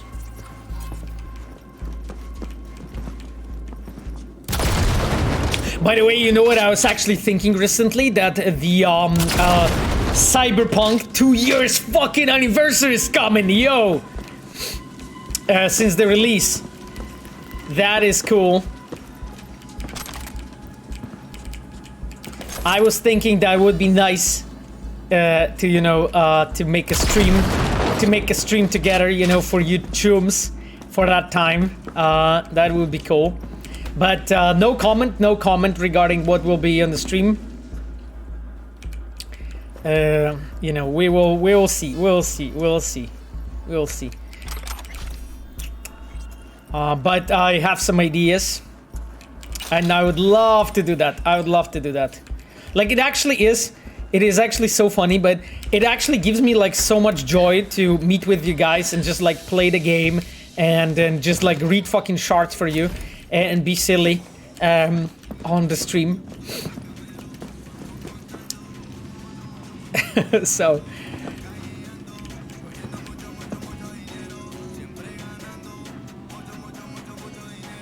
Ashley asks update question mark. No hints about any further updates, my chums. I was talking about the anniversary stream for myself here on the stream. Do you get it? I hope so, because last time, holy shit, I spoken about it, I remember a year ago, and everyone thought that I'm talking about the update, and I was saying that I'm not, and everyone didn't believe me. So maybe this time you guys will believe me. Anyway. Regarding any future updates, when they come, we'll talk about them, right? Yes. You guys know that we're working on shit, right? Yes, I hope you do. Because, you know, like, we have shipped, like, what, 16 patches right now. I think you have enough proof to believe that we are actually working on stuff. Don't you? Insane to think we've been in our lives for almost every week for those past 2 years, man. Pinky Julian wrote, yeah, I know. I know, Pinky. I mean, I started streaming in April, I think. April? Yes, I think April was it. So it's a bit less than 2 years. Will be 2 years, 2 years since the release of the game. But yeah, will be nice. Shraft 2K says, that would be a Saturday. Can we get an FF06B5 clue on a 2 years anniversary? I have no comment regarding FF06B5. Yes. Pavel is our favorite drug Russian Hispanic dev with an internet connection. Mad16 wrote, awesome, thanks. Kushix, I know you cannot share any information about Phantom Liberty. That is very true. And then, Chum, why do you step in that river? Why do you step in that river? You say that you know, and then you say, but who do you think is gonna win the Football Cup championship? Oh, dude, I have no idea. Who's even there? Like Poland? I think Poland's winning this year. You can quote me on that. Revolver Salota.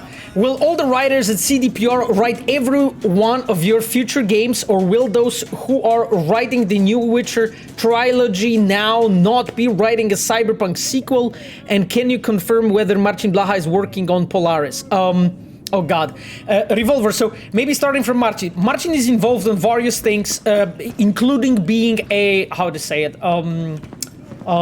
consultant on Polaris, the same way as he was was a consultant on Phantom Liberty. So that doesn't change, you know, that is his role, you know, this is what Marcin's doing. And it's great, like Marcin is an amazing and very strong writer, and we're really happy to actually have him and have his support and be able to actually converse with him about all kinds of like story related matters. So I quite like that fact. And you're writing, you're asking about like if the writers will write the future Witcher, future games, Witcher trilogy, and so on, and Cyberpunk sequel. Well, our writers are going to write our games. That's for sure. Like regarding like who is going to write what specifically, we are going to see Revolver. Like those are definitely going to be like our writers, of course. You know, not some other writers. So. I hope that calms you down, you know, regarding this. Like, definitely there's gonna be our writers. Jake Esteves message me, Sex and Wheels. Jesus Christ, there's like so much stuff that's happening. Okay, let me actually check those messages, my chums, before we jump into because there's time for Quadra. Oh, that's cool. That's cool. Will you be getting Quadra? That's awesome. Sex and Wheels, yes. Pablo asks, Pavel, why do you still don't have the most important feature, the ability to pet nibbles? Patch 1.62 may contain this one and only feature. I mean, Pablo, why don't we have it? Because we are lazy. It must be this, right?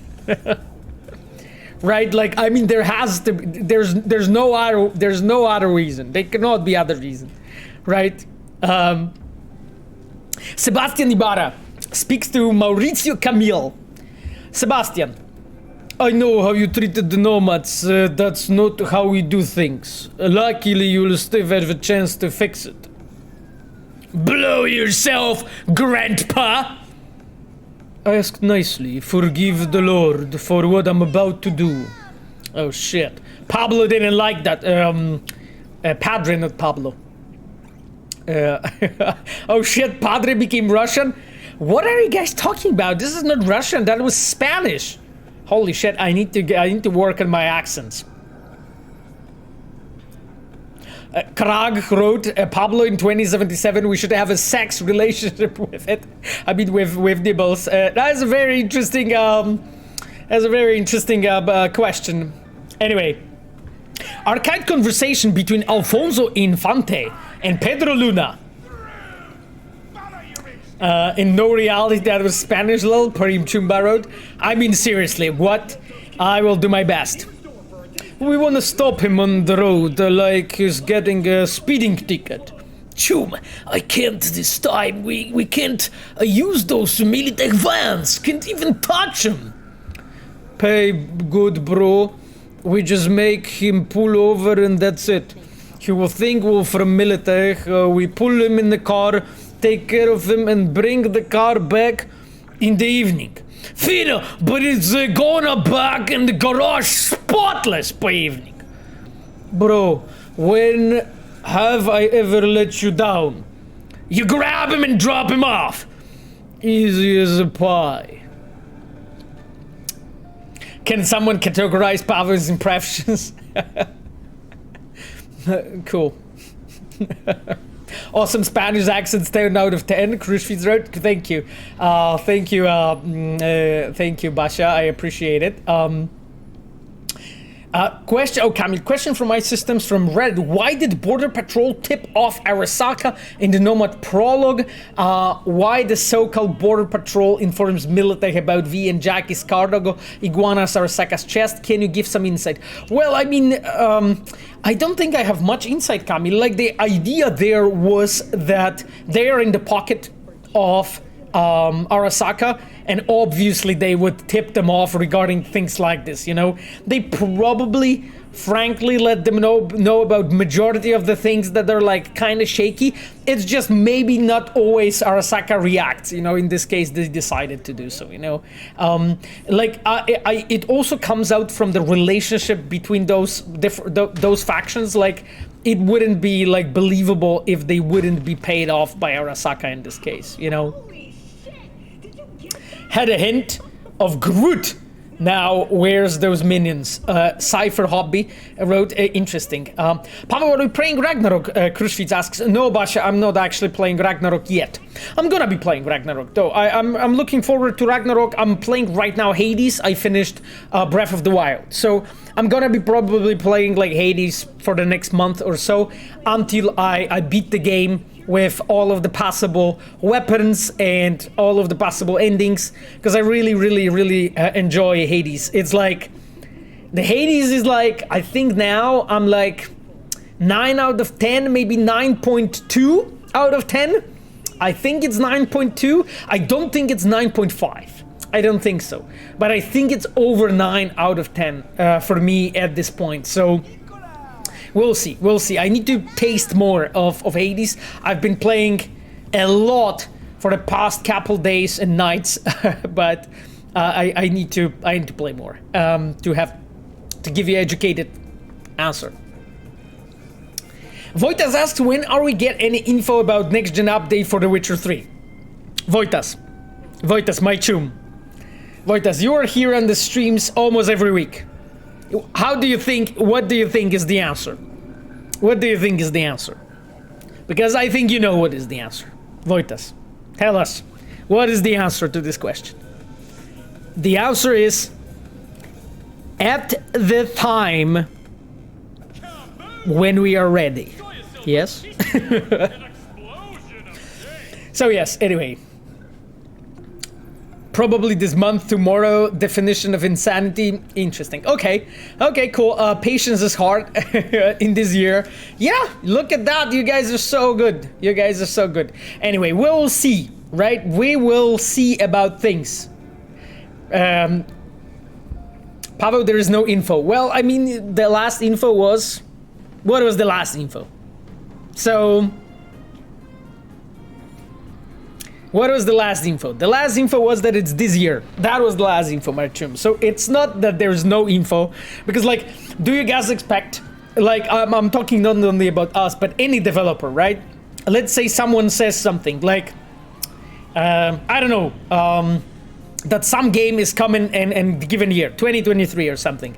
And then, would you expect the developer to be like coming in every month and saying it's coming in 2023, coming 2023, coming 2023, to be sure that it's actually really coming?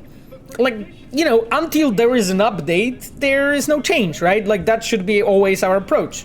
I think as fans, right? Like, we should be always thinking that the team is going to inform us if anything changes. So, yes.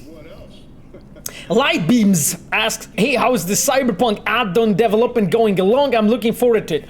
First of all, thank you, my friend, for being here and for looking forward to it. So, yes, how it's coming along? It's coming along kind of nice. But I cannot tell you anything else, my friend. So, yes. Boss of your stream wrote Cyberpunk for best ever sales. Now they can do DLCs for years. I mean, if you say so, my friend. Krushvitz, oh god, Krushvitz, you're like sticking nails under my fingernails. You know that. Krushvitz wrote, making DLC inspired by Netflix Witcher must be so awkward now. I don't know. It's you know. It's for the fans of the IP, you know. Anyhow, Krushvitz, I have enough nails under my nails, you know. So forgive me.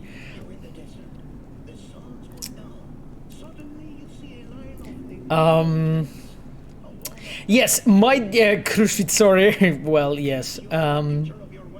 Boss of your stream wrote, I love the story. Pavel, I'm glad you like it, my friend. Okay, my chums, let's go. We need to keep playing the game, right? Like, the chatting needs to be lower now, because otherwise we're not fucking playing this at all. Okay, so let's check this.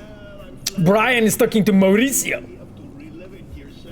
Hey fuckfaces, you were supposed to clean the ride after the last gig. I asked you if you checked under the seat, didn't I? And you said, yeah, I'll lick it clean. There won't be a trace, and guess what? There fucking is. I checked under the seat yesterday, and you know what they found? Pieces of fucking brain. I could be wrong, but last time I checked, motherfucking pieces of brain don't fit under the motherfucking category spotless, do they? Jesus. Wow. Brian is really unhinged. Well, happens to the best of us. I mean, the car was supposed to be spotless, and this voice is awful. Thank you, Camille. That's what I was aiming for, as you can imagine. Sapphire wrote, wow, that was something. Oh, thank you, Sapphire. I try to best myself, you know, every single day. I'm a individual driven by improvement, as you know. Pulp Fiction reference right there. Yeah, my man, the Ascalt, exactly. There is so much stuff that you guys didn't find. I'm still waiting for some things to be found from this game, and I think I'm gonna wait till like probably Orion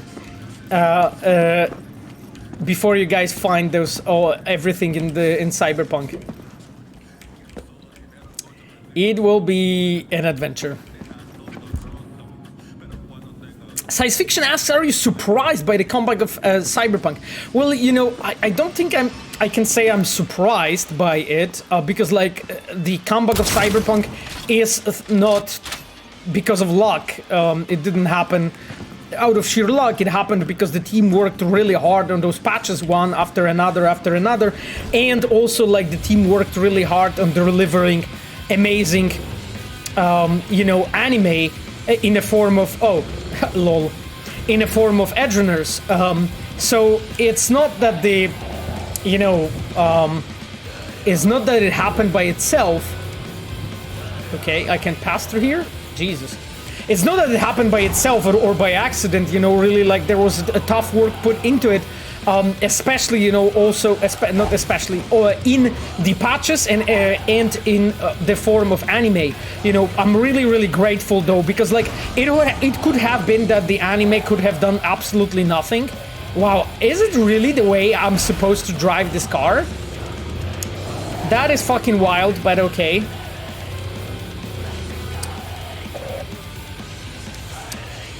So, you know, my friend, I'm in time for maybe Body Heat. Oh yes, that's a good song.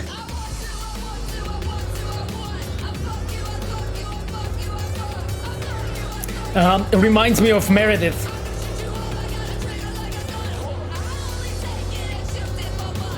Right? Yo, jam alert. Yeah. Okay, time to deliver this SUV to nomads. Let's go then. Look at the driver teacher Pavel.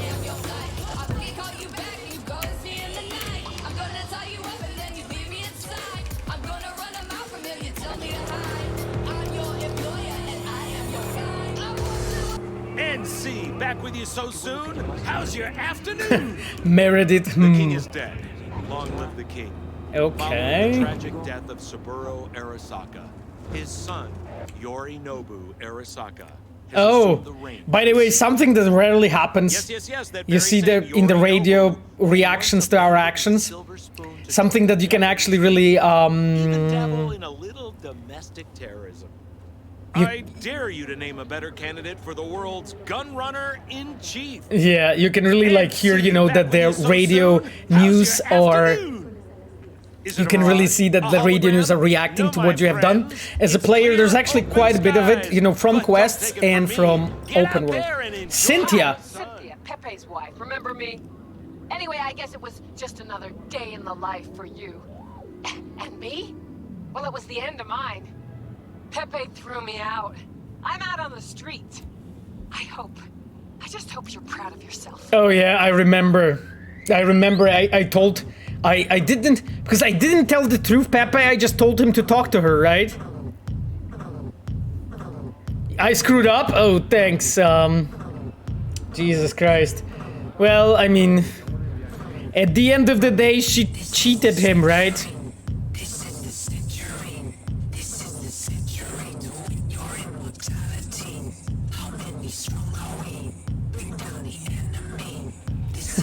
She had a reason. Yeah, oh, no, she did not. Well, I mean, it depends, you know, how you define the cheating, right?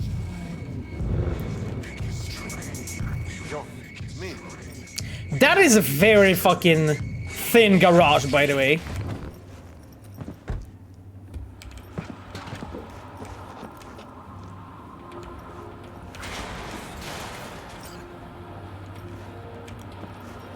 Oh, hello, my friend. So here's the Aldecado that is supposed to like grab the car, I assume. Pavel, this is the century. Yes, it is the century. Yes, it is the century. What is the process of creating the character from concept art to writing it? Appletish asks. Oh, my friend, I mean, first of all, it is like this, that characters first happen in the form of writing. You know, first of all, like we do like, you know, lined out, everything that we actually really want to do about the, you know, given characters and so on in our game. And only then, you know, when we have like more or less we know what kind of character that is and so on in writing, only then we actually talk to our concept art and then they work on the, you know, how to create that character. And normally it's a matter of conversation between the writer, quest designer, and a concept artist or open world designer, you know, talking to concept artists. And then we have a conversation, you know, and we discuss, you know, what are the important elements of that given character. And then our concept art team does the awesome job, you know, they normally do.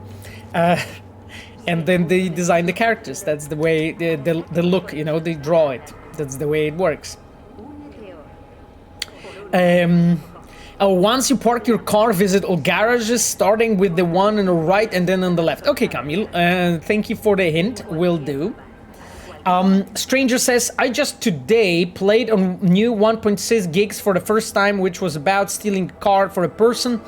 I had amazing time, really felt client's condition and motivations, or even it was just a small gig. It triggered a lot of emotions.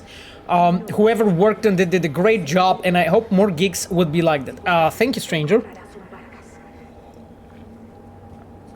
Those were like first gigs that I worked together with my dear open world team. It was Michał Marcinkowski specifically who worked on this. I'm glad you liked it, Stranger.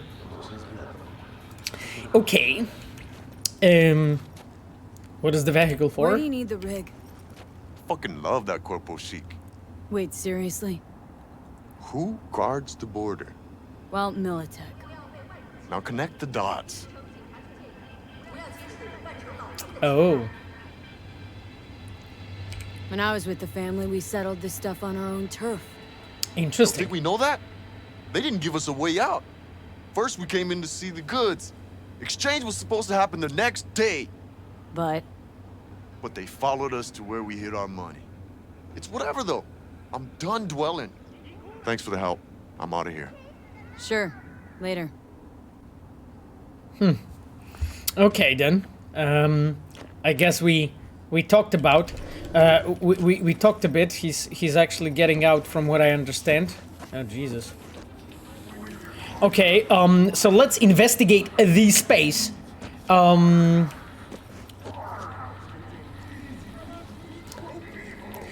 G Apollo wrote, blackened character is in data files. Guess who is identically looking like lol.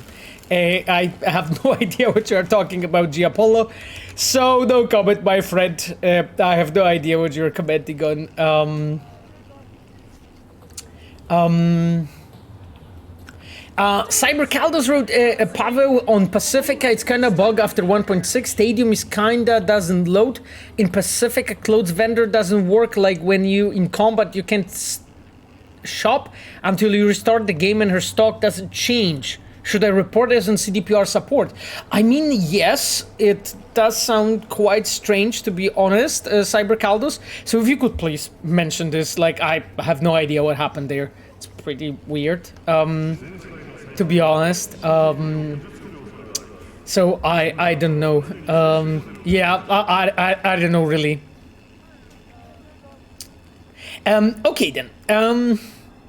Pablo wrote, Pavel, do you know who wrote this, the shard that we get after winning Roach Race bieg przez płotki Historia Prawdziwa? I loved a lot reading these great references to the Witcher books. Yes, Pablo, so that was the idea. Actually, it was written by, I think so that, oh Jesus, I'm 100%, I'm almost sure that Rafa wrote it. I forgot his name. Oh god, one of our writers, Rafał, he's one of the newer writers, you know, he's with us like since 2-3 years or so. I forgot his name. Oh god, this is so embarrassing. His surname. But yes, Rafał wrote it, and I'm glad you liked it. Like, that was actually the idea that Vigantas, Buividas, Vigantas, who implemented the Roach Race and the awards, and me, we had together, like when we were talking together with Vigantas about this fanfic that we wanted to introduce in 1.6 together with the arcade minigames. Like, I don't know who proposed it. I think it was me, but maybe it was Vigantas. We were like, hey, maybe, you know, we can do something like this. And then we, you know, discussed it together with Rafał, and he liked it. And, you know, he did he did an excellent job on this shard. So I'm glad you enjoyed it. I'm checking the garages, but a lot of them is closed. Okay, let's go, Pablo. Sublime work. Padre, not Pablo. I'll check it, Camille, don't worry. Nomads are grateful for your help. Contract closed. Okay, Padre, thanks, bro. Those are there's 3 chums here.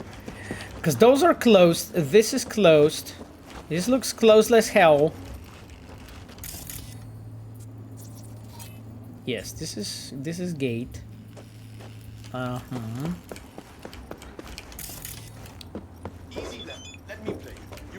Oh, Sebastian, let's tell me, Padre, what's happening? Come and see me in my little parish when you have a spare moment. Can sit and talk, okay? Captain Catfish wrote, asks Rafał Jaki MB. I'm not sure what MB stands for, but yes, I know Rafał Jaki, yes. He was our business development director. He doesn't work for Red anymore. He left some time ago, way before the release of Edrunners, actually. Graybeard asks, talk to us about 1.61. Have you had any issues with it? It blew up all my mods. Well, I mean, it's quite natural. Unfortunately, that patches do blew up the mods because, like, the mods need to be, of course, you know, updated to work with the patches properly. I know that our modders, the ones that we have hired, are working always to update the community tools as quickly as they can to make sure that, you know, everything's prepared properly. So, so that, you know, the you can have still your mods with 1.61. Well, I mean, for me, 61 seems to be performing pretty well, to be completely honest. I have FSR enabled on the balanced mode because I'm on PC, of course. When you're in the consoles, on consoles, you have the FSR 2.1 enabled by default. So that's important thing to remember. When will you do the Polish stream? Voitas asks. Oh god, Voitas. I remember you guys asking about it, but there doesn't seem to be this many people interested. So for now, I'm just doing the English streams primarily. Maybe at some point we will do it. I'm not sure, Voitas, to be completely honest. Heko asks, hi, that's interesting that when I came here from time to time, you're still playing the same playthrough. Good pace, you will be good at speedrunning. Thank you, Heko, too. That's basically what I'm aspiring for, to be a speedrunner. So, of course. Del Matson wrote, hey, Pavo, about to hit 100 days worth of playtime in Night City. Wow. And I only have one question I want to ask because I know the answer when it's ready. So here's a different one. Is Michael Gallic alive? I don't know if Michael Gallic is alive, to be honest. And regarding when it's ready, yes, it's basically when it's ready, yes.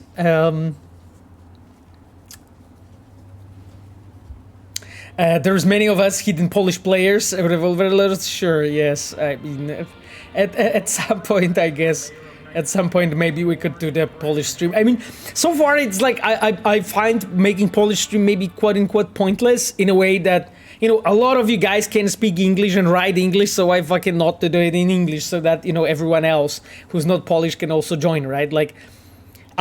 Like majority of young Polish people who would want to join the stream like that speak English and can write in English. So it's like, you know, Not really sure why would I do it in Polish. No, Mr. Paweł, we can look for hidden places during Polish streams. Oh, that's interesting, Kamil. Sure. Cybercaldos, I'm happy to be playing Cyberpunk for 2 years. Paweł getting over 500 hours, getting the Platinum PS5 and doing Sasha Palmer and Pan Palmer content. What the right, my chum. Yeah, I saw Cybercaldos that you're doing the Sasha Palmer and Pan Palmer content. That's awesome. That's very cool. That's very cool. Actually, that's very cool. Okay, my chums, let's check out what is happening. If thou wouldst get a friend, prove him first, and be hasty to credit him. You were tasted many times, and did not breach my trust thee. Oh, that was the last gig! Not only that, but you managed to complete all of my contracts, and help Haywood in the process, which is why Haywood now will help you. There's something I want you to have. It's waiting for you in your stash. Take care thee. That is cool! Padre stealing my spotlight, Kamil wrote. Sure. Sure, Kamil, nobody's stealing your spotlight, but God bless this mess. Let's collect the reward. Okay, because we have a bunch of things that happened. Jesus Christ, that's far away. Okay, but we can do that. And then there's also, that's Beast in Me, and that's Sex and Wheels. Yo. Okay, we're gonna do that, and then Sex and Wheels, and then this last gig. Let's try it like this. Okay, collect the reward. Okay, I'm just checking those garages that Kamil talked about. Wait, so those garages I have checked already. Those guys are here. This door is closed. There's nothing here. Behind the wrecked car, okay. Where the hell is a wrecked car? Here's the wrecked car. So this one? Oh, interesting. Interesting. Okay. Lol. Anyway, yeah, no worries, Camille. I'm seeing it. I'm seeing it. What the hell? That's some fucking wild garage, my friend. And condoms. Typical. Nah, those are Morlays, actually. Those are cigarettes, not condoms. RC7 Babaroga? What the hell? Let's loot this. Maddox, perfect. Okay. Archived conversation between Felipe Alvaro and Mark. Yo! Oh, Viuradine, hello, my friend. So good to have you. So good to have you. Vistul Yuko wrote, hey, Paweł, and in using mouse and keyboard support for PS5. Been waiting for that and would be cool. Vistul Yuko, we know it would be cool. We know it would be cool. We know, but no update as of now. You know, long duration chewing gums. Marshall Banana wrote, interesting. Paddington Hallow wrote, sorry for boring question, but have you seen those amazing montages of Ace Ventura, Mr. Bean, Eddie Murphy, and Cyberpunk on YouTube? Of course I saw Paddington Hallow. I don't know if you probably don't follow me on Twitter, but I do. I every single time when I saw those montages, I tweeted about it and I put them there even to give them like more visibility, because I think like the person that does them, Ellie, is like such an amazing so strong in like preparing montages and so on. I was like so good. Actually, like they were incredibly funny. They're really well put together. I'm actually really impressed. Paddington Halo with those montages. So anyway, yes. So I definitely saw it. Like I'm checking very, very often, like the Cyberpunk content, either being like the montages, the videos, YouTube videos, the Reddit threads, the screenshots and pictures and photo modes on Twitter. It's a lot of it. Like it's so much stuff constantly, especially the photo mode. But it's awesome. Voitas asked Pavel, could you tell a joke? Yeah, but maybe let me read this short for you. What do you think? I'm not too good in telling jokes, I think, at least. Okay, my dears, Felipe Alva is talking to Mark Winston. Okay, let's try it. Get me out! They marked me! I'm a dead man! What's going on? They started snooping at some ripper on board. He gets me in that seed and it comes out. We got good optics recording. Shit, you know what the Tinos do to undercovers? Look, I know you're scared, but everything's under control. Hang in there a little bit longer. The hell you've been waiting for? Already been with a year. You got everything recorded. Murder, torture, smuggling out, robbery. You waiting for them to kill a cop? You're fine. Just calm down, no fast moves. Easy enough for you to say sitting on your ass behind the desk. Just hurry up. You are doing what we can. Report back tomorrow. Agent Alva, report. We got a plan to get you out of there. Felipe, do you copy? I think he doesn't copy. I think he doesn't. Yes, so, oh shit. Just came in, first thing I see is this, M7 Andy wrote. I'm glad you are with us, my friend, by the way. I often see you commenting on my YouTube videos. I'm glad you're with us. Giapollo says, I bet Pavel does crank calls, lol. What do crank calls mean? I'm not really sure, but Tfarog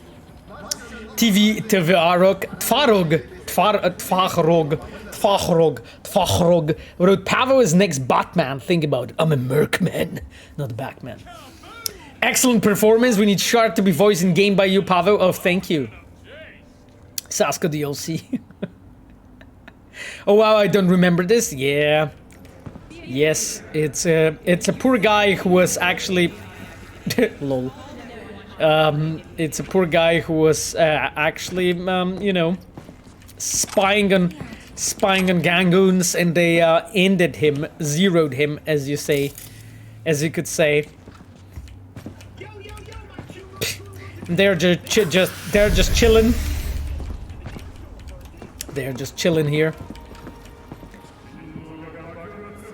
Camille said, go to the end of the other parking lot with garages and look for the one with the rose graffiti on it. You will be able to open it. You should find it quickly. Oh, interesting. We'll take a look in a second, Camille.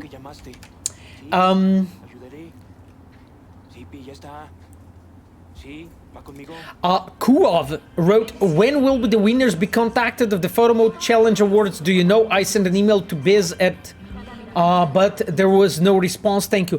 Kuaf, I have no idea, my friend. I'm actually not taking care of that topic. Like, I assume that the, you know, winners are being contacted like regularly, but again, like, I might be wrong here, you know. Wow, that was wild. I literally one-shot 3 people with 1 bullet. And I literally managed to, like, tear part of the side of this guy, head of this one, and hand of this one. No, he has a hand. But still, that was quite successful. And you guys say that I don't belong in LCS? Fucking hell. I absolutely do belong there. Oh, that's the one. Ooh.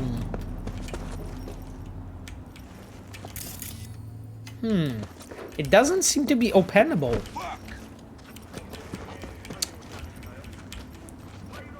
But wait, let me check, because can I open any of them? No, I cannot open this one. Yeah, the one near it. Yeah, this one, no. So this one, no. So this one, no. So this one, no. This one as well. And this one, no. And this one, no. Camille has bamboozled us, my dear chat. Or maybe he hasn't. If there was a Polish stream, I wouldn't understand anything, Giapollo said. Yeah, I mean, I can imagine Giapolo probably the same as everyone else who is not speaking Polish. So that would make some sense. Here you go, look at that. I really love stuff like this. Oh, they have a ventilator that works. Wow, okay, the bucket has fallen. Very interesting. There is a message. Defender, some grenades. Oh shit. Someone was really fucking getting ready for some wreckage here.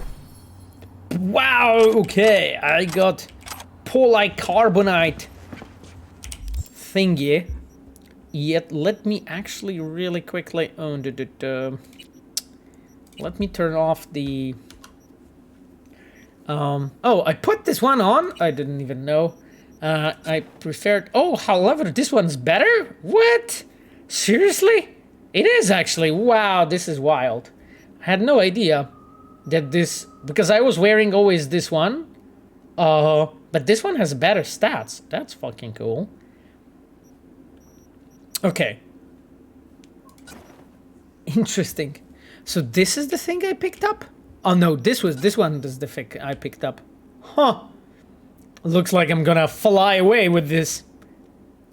To be honest. Okay, let's put this one on. Thick-skinned armadillo. Yeah, I think I can actually... Let's go into crafting, my dears, because we haven't been crafting for some time.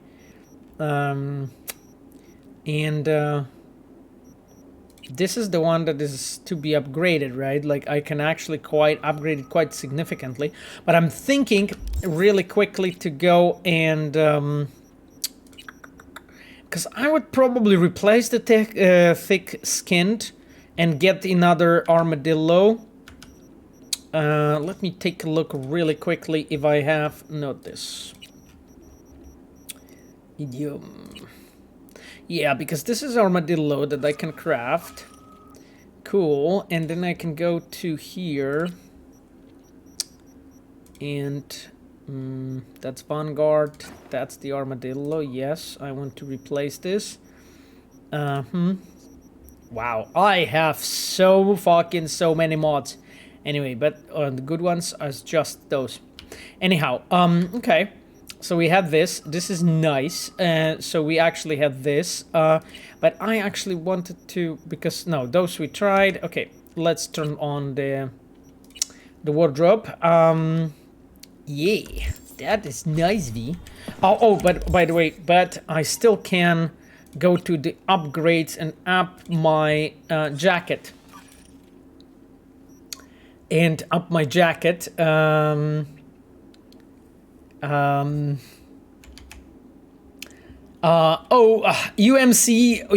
Ninja, thank you so much, my friend, for gifting the subs. I really appreciate it. I really do. You guys are the best, you know. For those of you who are subbing and for those of you who are using the Prime, thank you so much, my dears. Legendary loot, there's some legendary loot. No worries. Camille, we are going to be checking it in a second. I just wanted to upgrade... Wait, sorry, because I got confused now. I got confused for a second. Sorry, my dears. Let's go upgrades. Did I... What did I do? Because I'm confused now. Okay, it's here. No, so this should be... Okay, I just wanted to... Right, because I upgraded it and then there is nothing else I can actually upgrade from the things I'm wearing. Okay. Insufficient components? Wow, okay. I'm short on rare item components. That is insane. Okay, let's go really quickly, because those are the two things that I'm wearing that are not upgraded till... Nah, this is 05, but 05 I cannot wear right now. Yeah, this is just rare item components that I'm short on. Interesting though. This is, I think those are rare. Yes. Let's craft a bit, like 100. like 100. 101, 99. That sounds fine. Okay. Okay, we have it upgraded. Again, insufficient components? Wait, what? That is sadness. That is sadness, my chums. Okay, so we are missing the common components. Okay, we need to gather more shit. We need to gather more shit. You know. Yes, you guys are talking about N7 Day. Yeah, on the channel. Sorry, on the chat. I have seen also like decoded message. So that's cool. You know, the decoded message that was shown. Voitas, thank you so much, my friend, the best voice actor. Yes. Voitas, thank you so much for subbing, my friend. This is really great. Default Daniels redeemed like behind the scenes story 3 times. By the way, guys, I have been telling you so many behind the scenes stories, and literally like I have not been like checking them in on the you know, with the points and so on. So the like there's like so many people that are waiting with their points, but a long time ago I already did that, but didn't check it, so I'll probably have to clean up that list at some point soon. Okay, let's check the message. Got everything you asked for except the incendiary grenade, so I'm tossing in 5 frags free of charge. Oh, and watch out for the touch-sensitive triggers on the mines, because they're delicate little sons of bitches. One crooked move and you'll be a heap ash and bone. Let me know when you kick off, because I'm fixing one another side of NC lab like that is bound to put on a fireworks display. Play safe and have fun. Frag grenade, flashbang, anti-personal grenade, anti-personal mine. Dang. Okay, that was an interesting stash that we found here. Found here. Shepherds everywhere. That's cool. Camille says one last hidden location. Go straight to the entrance to this area, but jump over the fence on the right side and go behind the building, and you will see there numerous bodies with heavenly loot. Jesus Christ! But where I should go? Let me actually explore this area, maybe we'll find it.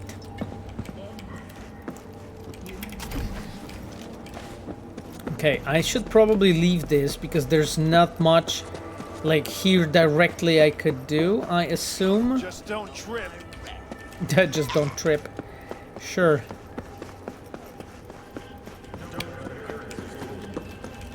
Okay, I think those we have explored pretty well. I've played Mass Effect Trilogy about 20 times over years. Never Romance Tally, and 7 Andy wrote. Oh, and 7 Andy. I played Mass Effect as well. You know, the whole trilogy, obviously. Like really great game. Like I didn't play the updated version though. But I definitely enjoyed it, you know, when I played it. I think like my favorite one is of course probably the same one as everyone's. So like Mass Effect 2 is my favorite. Just because it's like focused on characters, it has best pacing, it has like best pieces of narrative, like genophage and so on. So I really like this. UMCA Ninja Road boost train is close. Yeah, I mean, I know it is. I appreciate, you know, you, UMCS Ninja, so much for the subs.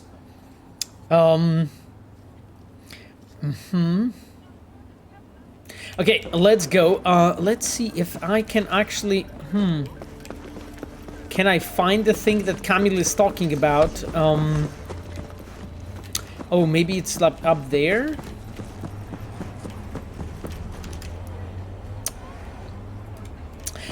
Cogito, thank you so much, my friend, for gifting the sub to G Apollo. I really appreciate it, my friend. Oh shit! Ain't got time for this. Get lost. Oh shit! They caught the guy. Ooh, interesting maze. Interesting maze.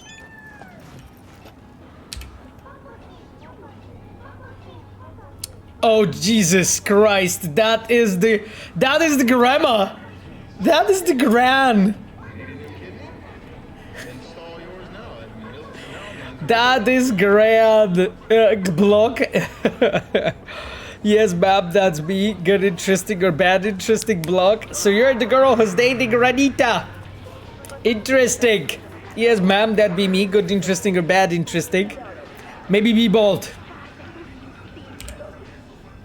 Let's see what happens. Kabil, my spotlight's being stolen. I mean, Ainara Alvarez needs to, we need to talk to her. We'll see, you're a nomad, so I assume family is important to you. Why did you leave yours? None of your business. Need a change plus some clan in fighting. Life happened. Life happened, I guess. Judy will be sad, second option. I understand. So you're a merc now. What is exactly did you do? Remember the Arasaka, the attack on Arasaka Tower? Right now, just trying not to die, can talk to it. Remember the Arasaka Tower? That was me.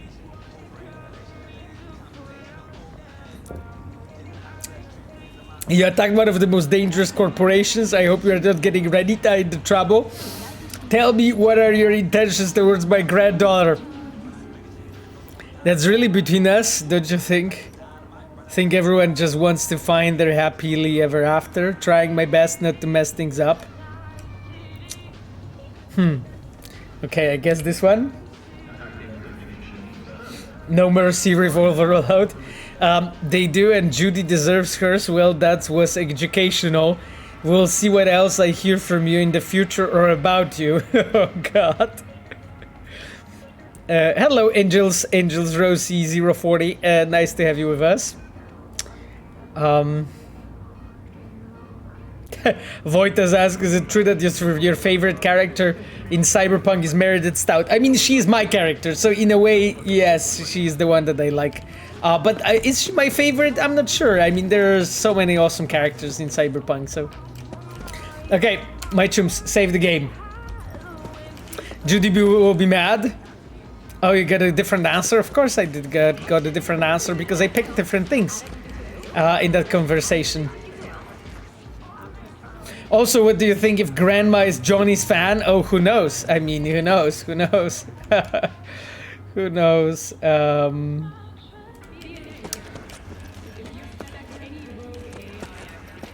Okay, I'm just trying to, like, check this place for, like, some interesting shit. Jesus Christ, like, some locations in Cyberpunk I literally never saw. Oh! That is so cool. Oh, God. Can I confess? I wanted to confess, but no, this is not working, unfortunately. Okay. It's broken confessional. Broken confessional. Remind me to let you never talk to my grandma. Sweet Cap wrote. Thanks. Thanks, Sweet Cap. Don't worry, I'm not gonna talk to your grandma. I mean, we'll see. We'll see. If you are not going to be nice, then you know, we can talk. We can talk. Anyway, let's go. My chums, I think I need a car or a motorcycle, whatever comes in. Hello? Oh, that's it. It's here. Those are some sexy wheels. I remember we bought this Herrera. We bought this Herrera last time. Those are some sexy fucking wheels. Okay, chums, let's collect the reward and then we are doing the Saxon wheels. Camille said you cannot do this to me. I mean, I'm sorry, Camille, but not everything can be found. I found 2 already out of 3. That is, I think, pretty decent result, isn't it? I think it's a pretty decent result.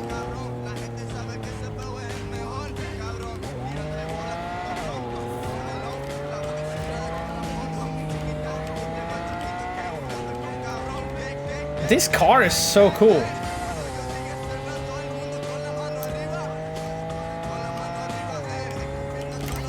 It's a good result indeed. Oh shit. This legit shouldn't be a crime, like when you just do that. Like I literally like they just literally stand there, right? I was completely innocent.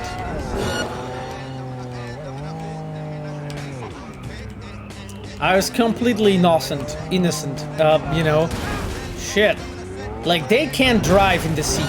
Wow, this is wild. They literally drive like an absolute like maniacs, and they say it's my fault. Honestly. Yes, those people are expendable, not a crime after all. Ronin wrote, sure. I'm not sure about expendable, but it wasn't my fault. I didn't try. I didn't do it intentionally. Wow, this white Caliburn looks awesome. I really like this Herrera. Such a cool fucking car. I'm glad I bought it. Jesus Christ, okay. Pavel Haito. Basha, I don't know if everyone knows the reference. Krushwitz, I don't know if everyone knows the reference. Love the car, demolishes it. I'm trying not to. What? Shit. I literally like went, you know, in too quickly. That's what I wanted to do, yes.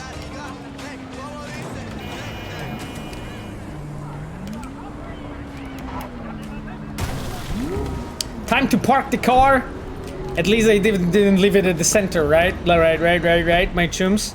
At least that. So that's a good track record, isn't it? Follow your instincts. Trud.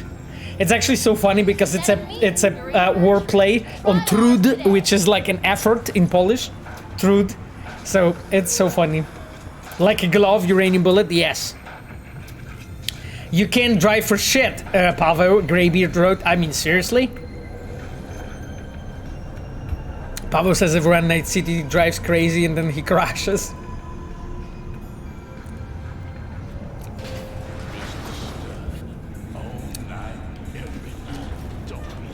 Okay, let's go. By the way, I fucking love our communities and so on. These locations are so cool. Anyway, okay, let's go. We are getting the reward from Padre right now. I think that's the idea. Yeah. Or did we have anything else to do here in the flat? I think it was only this, right? I think so. Jesus Christ. This inventory and then that's the storage. I have so much stuff. Anyway, let's check it. So which one? Mox Seraph. Okay. I have the Seraph. Interesting. Thermal damage, headshot damage multiplier. Every subsequent hit increases the chance, setting the enemy ablaze in Seraph's cleansing flames. While on fire, bullet inflict additional damage. I remember like my chums when we were like I remember chums when we were like designing those weapons, you know, for fixers, because we really wanted to like do it in a way that you guys will have like a good sort of like you guys will have like a good set of clothes, you know, a good set of items, you know, that we can actually possibly I'm moving all of that stuff to a stash for now. So yeah, we just wanted to make sure that all of those rewards actually from different fixers, they really like fit the sort of you know, the characters and so on. So that was our like intention, you know, to do that. And I don't know. I hope it worked out. You know, I hope you guys are. I hope you guys like it. Let me actually go through this because, like, right, those weapons I'm fucking going to dismantle. This is not really needed. Yes, those I'm going to keep. Those weapons I'm dismantling. Those are moved. Yeah, okay. Those things I'm just leaving as they are. Yeah, those things I am just leaving as they are. Okay, so do I have everything from stash? I think you do. I think we do. God bless this mess. We have this, so let me actually go to the inventory, and because I'm gonna try some new appearances and stuff, because why not? I really like that stuff. Okay, and I think here I can dismantle everything really. Well, maybe not everything, but close to everything. So get the components.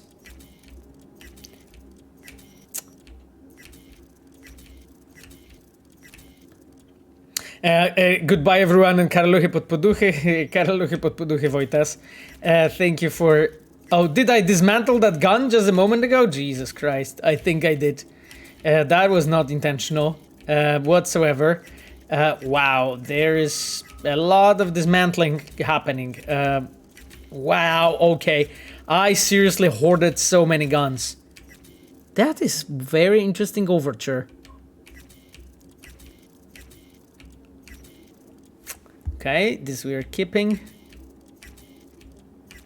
Whoop, that is much better, I have to admit. You know, Shraft 2K reset? No. It's okay, it's okay. Shraft 2K, I think everything's fine. Yes, those things we have. I'm just checking if there's anything better that we could do, but no, not really. Sorry, not that. Because the, oh, I can use the 05 now? Oh, was the 05 changed? That I can use it right now? Because I couldn't use it. Oh, whoa, the 05 was nerfed again? I'm not sure, actually, to be honest, like my chimps. I am confused. I am now a bit confused, to be completely honest with you, my dears. Discover the inner pyromaniac and set your enemies alight thanks to explosive packed bullets. The more enemies burning at once, the faster you reload, and the higher your crit chance. Go on samurai, we go at a city to burn. Such a cool fucking item. Anyway, okay, so the only thing I'm gonna do crafting is let's go upgrade, because I think we can upgrade the 05. Yes, we can. Can we do... Yes, we can upgrade all of them. Oh, so I didn't dismantle Seraph. Thank God. I was actually sure. Johnny's pants, and those are I'm not wearing. Okay.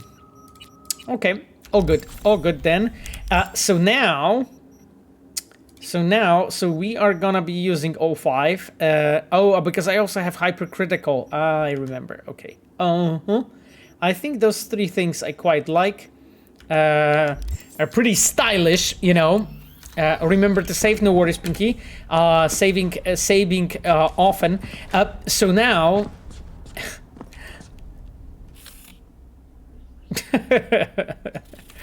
okay, boss. Cool. Destroying my couch much, you know. Okay, Nibbles. I'm gonna do some of the yes. Let's do the sorry, I went in here while I intended to use the wardrobe. While I intended to use the wardrobe for me. Oh, it sounds like it works with the incendiary grenades. Pretty punk. Actually, you know what? She's doing renovation. The Nibbles. You know what, Pretty punk? I actually don't know, to be completely honest with you. You know, regarding the incineration grenades and stuff. I mean, maybe. You know, maybe it does work like that. We'll have to try it, guys. So how are you feeling? Like this top? Okay, What kind of clothing set are we doing?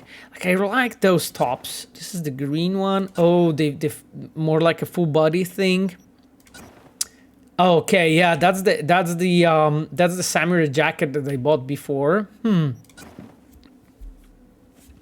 just checking, you know, what are actually like bigger pieces of clothing that I could. What? I've never seen in my life this piece. What is it? Fiery frost trench coat with a protective mesh. God damn it. Green one suit her really well.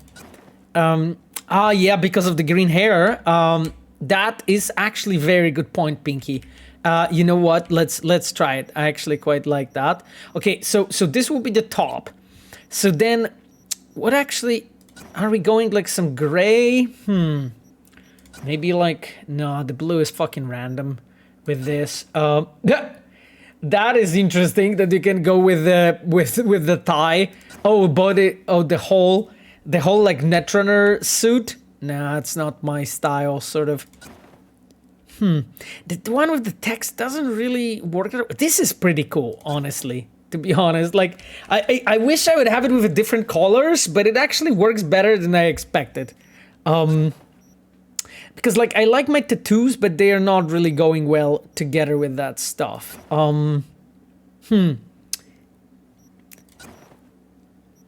You know what, guys? I think I'm gonna the orange. I'm gonna try this actually and see basically what we can do with that. It's a bit random for now, but let's see. Let's see what we can have here at the bottom. Oh, that's for sure no. That's kind of random. Okay. Okay, those trousers are decent. This one. Oh, the blue one. Now, these trousers are terrible. I like those actually, but those are the ones that I'm already using in my second set. So you know what? Like, actually, like, fashion in this game is, like, one of the best fucking things ever, honestly. Wow, I have so many fucking cool shoes. Yo. Okay. This is badass, by the way. Those shoes are so badass. Fucking hell, love those. Okay, so... so now I'm dressed, like, so fucking randomly, yo. Okay, probably no hat. Okay, no hat. Anything for a face? Not really. This is not my style. Protective goggles? Lol. It's looking that I'm gonna be welding. Oh, yes, this kind of glasses. Okay, this kind of glasses looks good. Okay, we need to fix this because, like, this is, like, a bit random the way I look right now. Ooh! Ooh, that slaps! Look at this! Look at this! Fuck! Yo! Okay, I'm gonna have two sets of fucking almost identical thing. Like, this is fucking good. I mean, seriously, yo. Okay. This trousers? Oh, those trousers go over the can I actually make it that they go over? No, they don't. Okay. So these trousers actually go over the shoes. That is very interesting. And those go inside? Oh, and those actually are broken. That's not nice. Because you can see like I mean, they're supposed to go over, but there's like a clipping here. That's not nice. Actually, like, I think like this might be really the best from everything that they have, right? Okay. So we have like this kind of set and this set. I think I'm biased towards this jacket. How do you guys project red exactly? Like I'm literally like we need some different one. Okay. Yo, I mean, I need this. I need to try this. This is fucking crazy, by the way. Oh, I have an idea. And this is cool. Like, oh shit, it clips a bit with my hair. Should I change the hairstyle? Maybe we should change the hairstyle for this slightly. Let me actually look here. What we can do? Huh? This looks decent. What would work? What would work, Chooms? This top? I quite like this white one, actually. To be honest, like it's just, you know, it's classy, it's stylish. Like I think we just need like a different. We just need like a David's jacket is trash anyway. I mean, it's not bad. Come on, it's not bad. Like I mean, I like this set. I think the most because this one like too, but this one with the red, because those shoes are so fucking cool. Those shoes are so cool, and I love this luminescent jacket. To be honest. Okay. I'm gonna do this, and then wait. Let's look at this here. Yeah, this looks pretty awesome. Let me actually look and. Because, like, I need to change a hairstyle. Like, I love this fucking hairstyle, to be completely honest with you, my dears. But we just need... Ooh! We just need something like... that's not it. Like, I love the hairstyle when there's, like, a lot of hair. But it's, like, because it's, like, clipping with that jacket, I quite don't like that. That is very interesting. Okay. Like, I am literally fucking discovering the you know, the photo mode, no, not the photo mode, a character creator review guys here. I don't know, I'm quite into this one, to be honest. What is this? Oh, okay, this one will be clipping. I mean, I quite like this one too. Oh, those are awesome. Okay, Chooms. What fucking hairstyle? Okay, this is the hairstyle we used to have. This is too long. This is strange. Oh, maybe this, yo. The Misty's hairstyle, by the way. You know, this one, I am so... I look like a bozo. Oh, maybe that? Okay, for a bit, we are gonna wear, all changes will be lost. You want to continue? Cancel. I want to, well, wait, I want to, and, no, I don't want to lose the changes. I want to confirm the changes. Okay, how do you guys think about this? Your character looks so cool. Thank you so much, Cerulum Star. I think this is pretty awesome. Okay. Yo, okay, Chooms. So we do have like this set basically, and we do have like this set. Like when we are just going, oh, it would be cool if the hair can be a part of a wardrobe set. But yeah, we have like this set, basically. This set when we are just going to fuck someone up, you know. Fallout look. Oh yeah. Okay, and then the third one. Yeah, I'm gonna be rocking like this for now, for a bit, you know, in this yellow jacket. But then I think I'm gonna be back at some point to my red look, because this one's fucking the most cool, I think. This wardrobe is actually so much fun. I have to say, like collecting clothes and stuff is very cool. I have to admit. Okay, Chooms. Because like we don't have an apartment, but let's look at the makeovers. Do you wanna like make over our place? Neon Sands is like yellow, right? Tranquility, Coronado. So we are like in this yellow mode now. Neon Suns, like this one, 10,000. Jesus Christ, they fucking skin me alive for this. Okay, let's do a makeover of our place. Okay. Okay, looks a bit better. looks a bit different, I would say.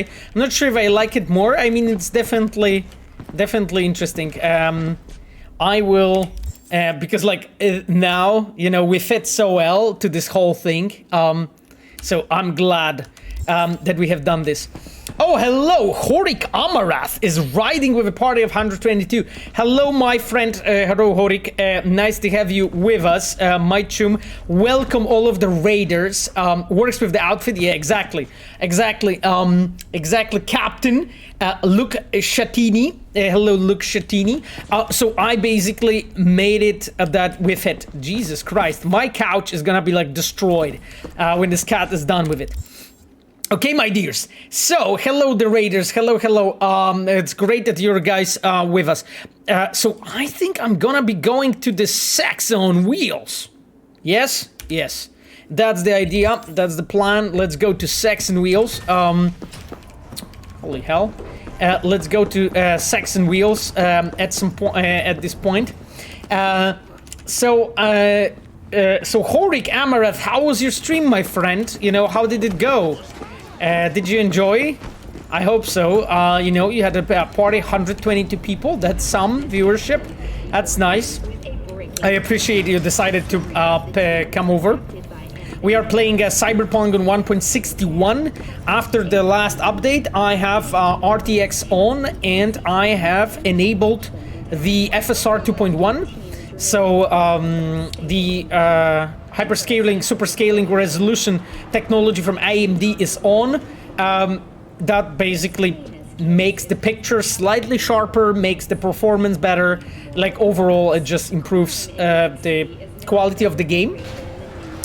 And like, look how this game looks like with RTX. I fucking love it, honestly. Anyway, my chums, let's get Quadra, baby. Yes, that's the idea. So I'm gonna pick up my Herrera. Pick up my Herrera and let's go. Jesus Christ, those people get scared.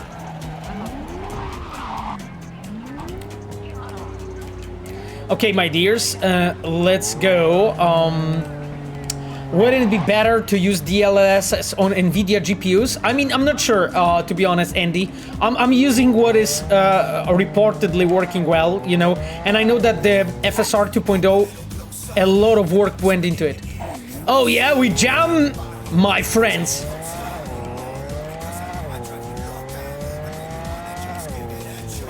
We put like a lot of work into FSR 2.1. By the way, today, my chums, I retweeted like a digital Foundry that did a full playthrough and a lot of tests on FSR 2.1. So I encourage you to check out their video because they speak about actually a lot of like details, you know, regarding the performance and so on. If you are like an owner of the PC or a current gen consoles, then I think it's cool, you know, and I think it's awesome that we are like one of the first games that have FSR 2.1 on the you know, new consoles, on current gen consoles. So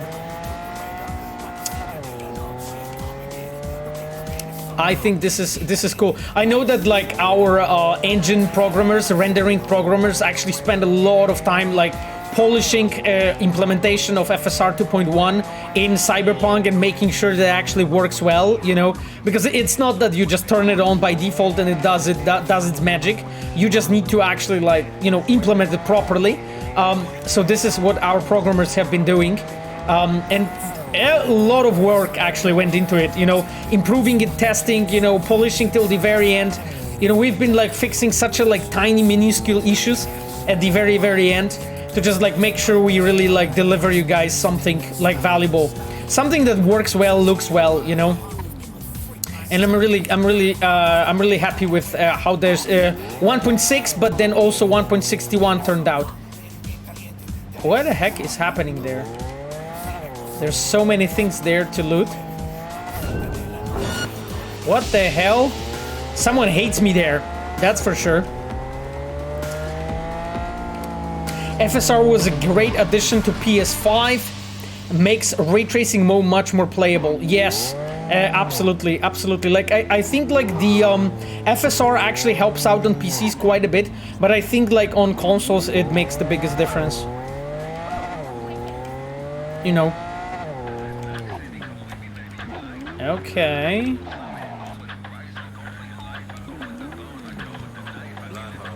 Let's park my car and let's get out. Okay, chums, because apparently this is some sexy content. Where the hell we are?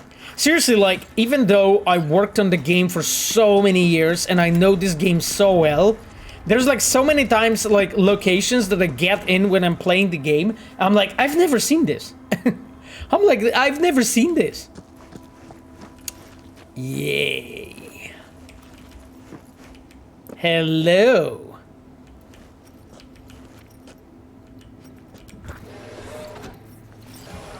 Oh, I love the retro futurism in Cyberpunk.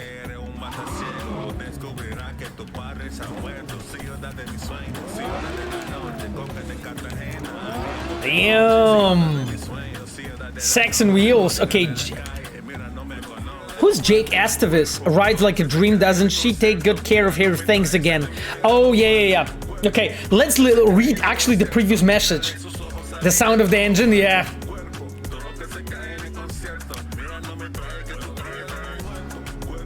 Exit to the next level road. I still find new stuff in the game after 4 playthroughs. Oh yeah, that's typical Cyberpunk for you.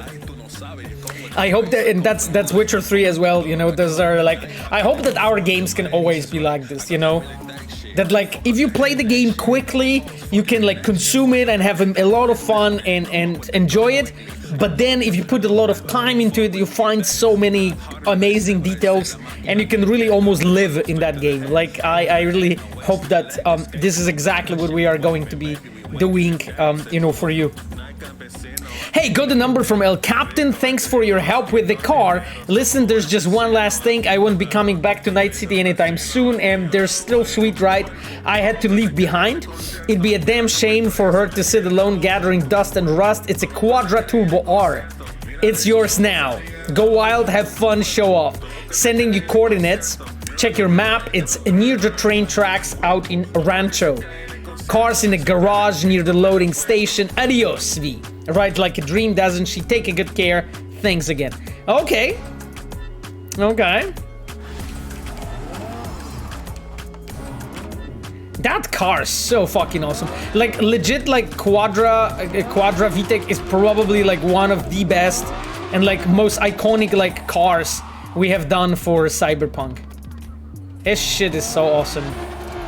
Like, I would love to have like a replica of that car, you know, standing somewhere. Oh, and the engine.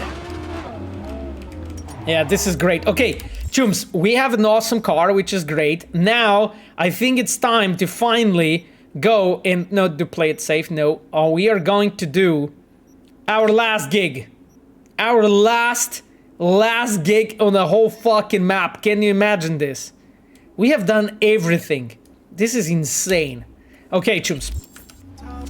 Let me go. Let me drive and check this last gig. Fucking love this music.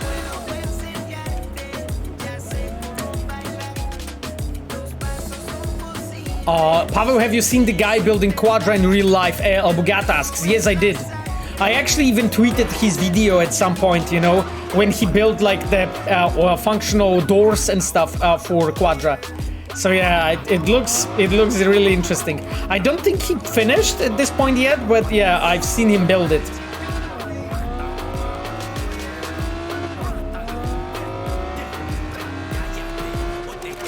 I love, like, I'm in my Quadra with my yellow David Martinez jacket.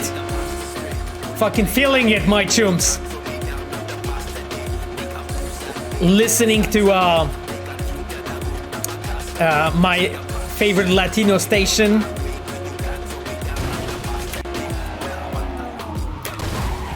Like in the glove, yo.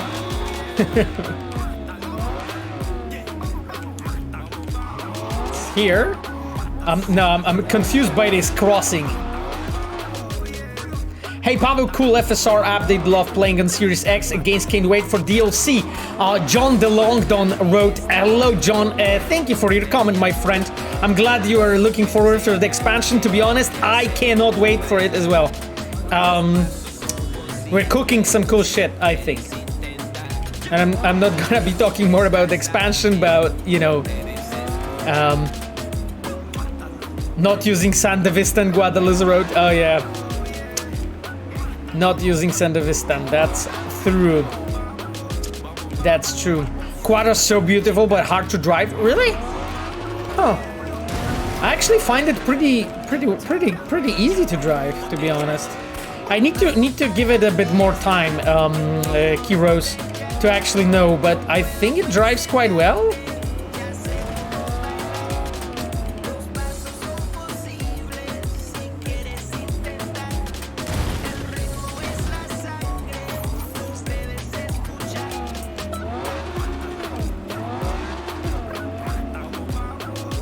I like the green one from Dino the best. Oh, interesting.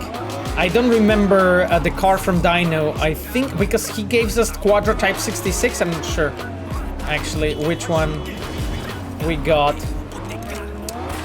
In terms of control, I see. Okay, chums, let's go. Stand here. The sun is down, but Pablo, I have you hope played the you're still up. storytelling masterpiece from 2002 Mafia, The City Lost Heaven? No, I didn't. I highly recommend if you tried. But you're talking about first Mafia. If yes, then I played it. I'm not sure, but because I don't know the subtitle, the Mafia, The City of Lost Heaven. Like I played the first Mafia, yes. I enjoyed like the first Mafia. But I didn't play the second and the third, so I unfortunately don't know those games. Oh, the first Mafia. So yes, I know the first Mafia. Okay, let's pick it up. Balance keeps Night City alive. Okay. Without it, we'd all beat each other's throats. Corps, gangs, mercs, everyone. Okay. And where do fixers fit in? If one side starts to get too much power, a fixer can help tip the scales toward the other, discreetly. I see. So Think this about is it. Balance keeps biz from running dry. Mm. Anyway, why the lecture, right? Yeah. Because it's time for a little intervention. Check the attachment. Okay. Okay, Rook. Let's go. Ooh, interesting person. Gun for hire. Damn. Don't kill Rebecca so Rook pays you more. Oh shit. I shouldn't kill Rebecca.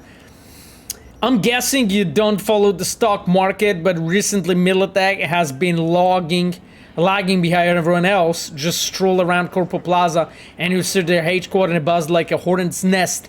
You can tell they're just itching for an excuse to set the armed cavalry into the city. You've got reasonable people telling you not to get under Corp's skin, and then you have Rebecca Price, who decides to open a fucking store selling hacked and previously stolen Militech equipment. It's not that I don't value small businesses, on the contrary, it's just that not having the fucking army in our streets is something I value more. Rebecca Price needs to disappear. The how is your call. I won't go into the fine details, and I'm sure you know what to do if any animals get on your way. They, of all creatures, should understand the importance of balance in our delicate little ecosystem. Okay, my chimps, let's track the job and let's go. Let's go. Bye, Korpiuk. Thank you so much, my friend, for being with us. I think we are going to do this one gig. I hope so. Okay, we can just walk in. Yeah. Half this trash is older than me. Gongs actually come here to buy this shit? Shut your trap, Misha. Got a customer. What? Want something? Okay. You hear me, pendejo? What are you peddling? High prices? Been in biz here long? Huh? Lot of years of sales under your belt, it seems. Yep. No frills kind of place. Most buy something quick or get the fuck out. Interesting voice. Got some hefty price tags here. Yeah. Price of quality, Chumbada. What do Okay. you sell? Mr. Manager, the valued customer wants to know what we sell. What? Oh, some, wires, chips, other electronic shit. You heard the manager. They're just laying some pretty serious tech around here. That's the You're manager. gonna shop Come and on. wait. Here's what we got. That's the manager. Oh, that's actually cool that they have those legendary components. That's actually awesome. I can buy a lot of components. Yeah. I'm actually curious because, like, if I... Yeah. Okay. Uh-huh. I have 69,000. That's not much. But those legendary components are good, actually, to have. Johnny's album. Oh, yes. Johnny's album, yes. The vinyl record. The antique of a bygone era, but there's still no substitute for the sound from authentic vinyl, you know. John DeLongdon asks, is there a chance to get the option to shift gears on the cars by yourself made in a future update? It would love that. It is too hard to program now. I mean, John DeLongdon, I don't think it's too hard to program in anything like this. It's just that, you know, the future updates is something I can't really talk about, my friend, but thank you for your comment. I appreciate you stopping by and making me aware that this is something you would enjoy. Trechu wrote, Hideo Kojima expresses a lot of empathy towards CDPR, just finished Death Stranding, and I see a few parallels to Cyberpunk, plus the awesome CP content there. The same a few Easter eggs in CP. I wish there could be more story Easter eggs in CP referring to Death Stranding. Well, I mean, you know, Trechu, like, we have done some Easter eggs, right? And the thing is, like, as a developer, like, you cannot just have like absolutely every single, you know, Easter egg in every single game, you know, referenced in your game, because otherwise you would have nothing else but Easter eggs, you know. So that's just a like my point of view. You know, it's of course, you know, great to have Easter eggs and references like this, you know, because it's good. It's like players enjoy it and so on. But after all, you just need to make sure that, you know, you have good content in your game that comes from your world, you know, and the Easter eggs aren't just an add-on, like, you know, like a cherry on top, you know, for me. At least this is how I understand it. Okay, my chums, I think the time to start the carnage.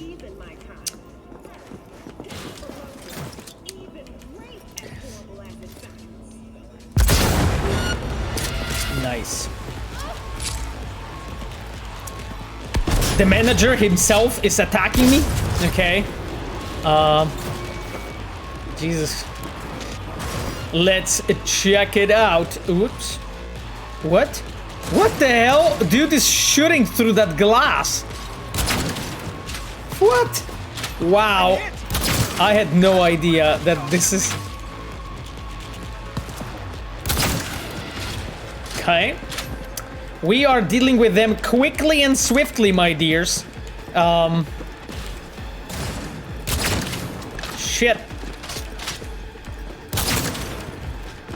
And I bought all of your stock and you're treating me like this. I was so nice to you. Now I'm going to destroy all your fucking shop. My chum. I'm sorry. Tech weapons, probably you can shoot through windows. I don't think it was tech weapons because it's actually like a black glass, you know? So it was done in a way that I can see it, but it's actually like, it was actually like a black glass, so they could like shoot through it like normally. Even without the even without the much of even without the tech weapons, really. Okay, I'm walking in here. I'm just checking if there's anything interesting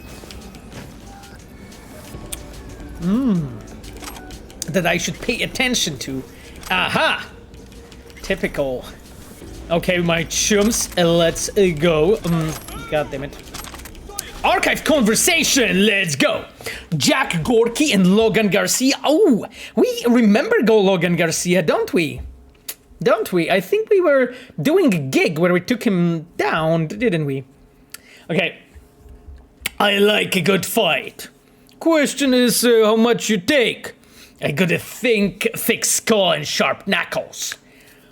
If you say so, then it must be true. Chum, you said you don't have anyone to fight. Now you do. What's there to discuss? You know what happens if you lose, chum. Don't care, cause I don't lose. Okay, my people will get in touch. Can't wait. Spicy. What the heck? Crime block? Crime block is something like a writer's block, but it's crime block, seriously? Okay, I guess we are not reading the crime block.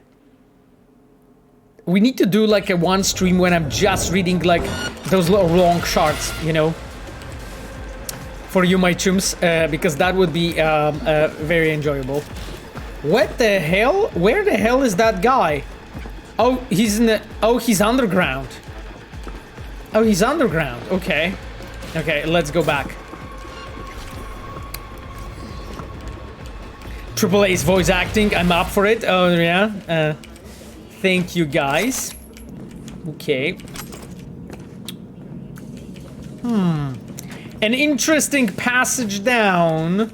And we know that the people are... That the enemies are there. Authorizations not found. Okay, I think I'm gonna sniff around here on the side as well. Ooh. Oh, interesting. Lol. I was trying to open the door and I looked and I used the mirror instead.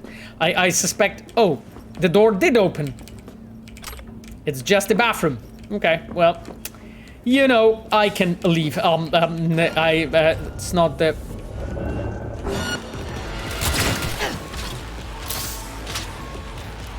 Put that poor person on fire. Oh, another one. Carry Rebecca. Oh, that was the Rebecca? Shit. Transport's on his way. My draft already en route. God damn it. I didn't assume it's Rebecca. That's Rebecca? That was Rebecca. Holy shit. Too late, my friends. I already shot her.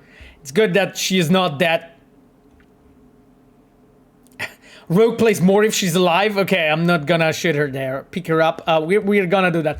I'm checking the archive conversation between Rebecca Price and Unknown. I'm doing what I can! That is no concern to me. I want the next shipment by the end of the week. And if I don't get it, don't fucking touch her! Then you will get another finger. You will get everything you ordered, please! Good girl. How are my people doing? Are they listening? Yeah! They're helping out! And don't blame me. You brought this on yourself. And maybe not just on yourself. You make me what you own and will forget this ever happened. Well, let's go, Rebecca. We need to go. We have things to see and places to visit, and apparently, but you know what, Rebecca? Actually, you know what? I'll actually drop you here. You can just have a nap while I'm exploring the nooks and crannies of this location. I actually wanted to check if there's anything interesting here. Ooh. Okay, that's the passage to this. So this we have. Okay, so I think the underground we can go. I think this is what Rebecca was hiding. It's just like, after I started shooting, she just decided to came over. Check what happened. Ooh, yes. And legendary Achilles. Very nice. Kendachi, okay, newsprint catalog, that's cool. Probably we can come back after we put her in the trunk. I mean, sure, that makes sense. Yeah, I hope she won't escape, you know, she is a nice person. So I don't expect her to escape.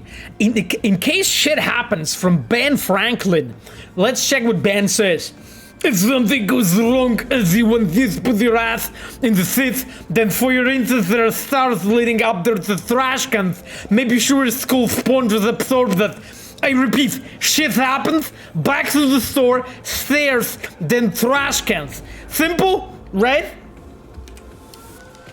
Okay, well, they had a plan together, I guess. Let's go, my friends. Let's go.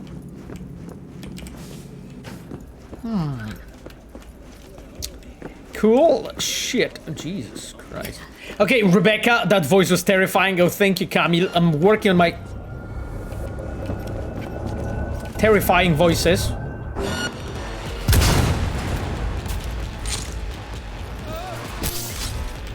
Lol.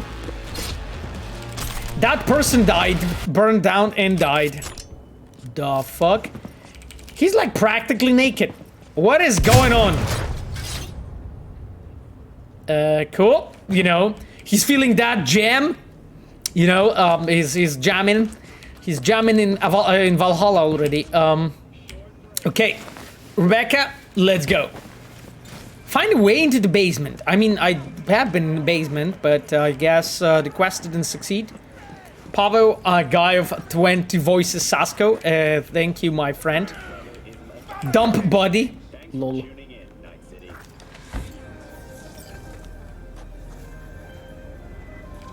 Okay, let's go, Rogue. Package received. Thank you, V. Keep up the good work. The streets will remember your name. Oh, thank you. It went smoothly, I guess. Okay. Well, it went smoothly. Data Inc. Excellent. Enjoy your additional eddies. Thank you for my additional eddies. I was hoping this car will drive off, but I guess this guy is like too focused. So I will let him be. I will let him be. Is that what? Oh, I was like, whose Quadra is that? And I'm like, that is my Quadra, actually. That explains everything. Yeah, the car's just gonna stay here, no hurry. Yeah, exactly. There's no point to hurry. So, my dears, I think that right now we need to go because play it safe. We're playing at the end, I think, don't we? I think we're playing play it safe at the end. So we have still beat on the brat to try to fucking beat this main opponent Rhino, I think, right? We still have Beast in Me that we didn't do. So maybe we can do the Beast in Me now. And that would be the solution, because, or maybe we can go play it safe actually and do the Beast in Me while we'll be like waiting, you know, later for another. Yeah, so maybe actually next time we could do the parade. I think that would be awesome. I think that would be awesome. Anyway, my dears, I'm going to save the game right now because and we are going to drive next time to our friend Takemura and go to the bazaar in Japantown. Lots of things happened, you know, in our game since last time we have, I would say, seen Mr. Takemura. So he is not gonna fucking recognize us, yo. That's the thing. Now, my chums, time for some fucking banger for the end of the stream, because why not? So let's go. You will probably recognize it because we like it like this. So, we are slowly going to the end, towards the end of Cyberpunk, actually. The thing is that, you know, it took us a year and a half to beat all the side content in Cyberpunk, and right now almost, because we didn't do everything yet. Crypto Voyak, thank you so much, my friend. We didn't do yet everything, of course. There's a lot of side content that opens up, but at least the open world part is done. So, my dears, we are going to continue next week. And I wanted to say thank you to everyone who has joined us on the stream, especially our dear Reds and moderators. Chivok, our customer support engineer, thank you so much, Mike, for being here. Ayano, our dear UI producer. Thank you, Ayano, and see you soon in work as well. Small Sandayu Kira, our in-game photographer, thank you for being here. And my dear girlfriend Sapphire modding for us, and our dear friend Kogito modding as well. Thank you for all the lurkers and everyone who visited. Thank you for all the YouTubers and journalists who watched us. Horik Amarath, thank you so much, my friend, for the raid. I really appreciate it. And guys, we are going to see each other in a week from now when we are going to continue playing, this time the main story, finally, of Cyberpunk 2077.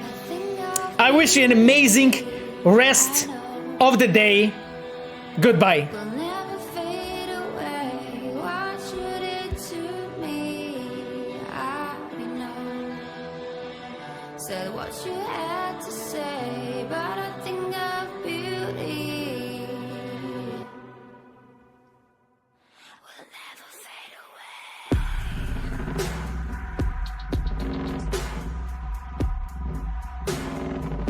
Will never fade away.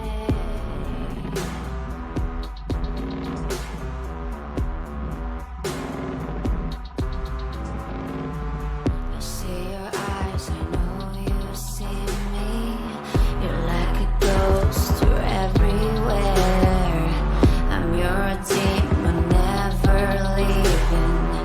A metal soul of rage and fear.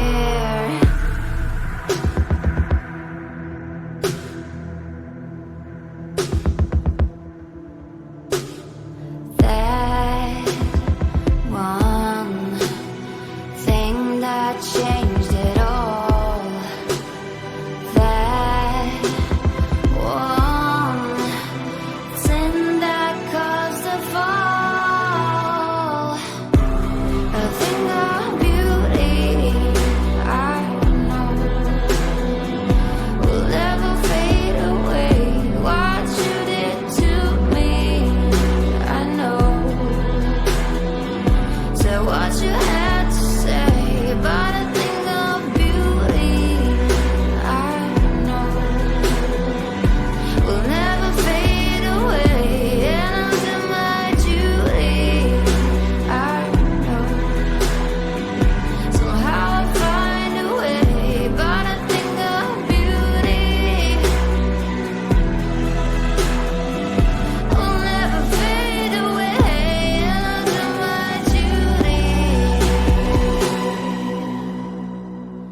will never fade away.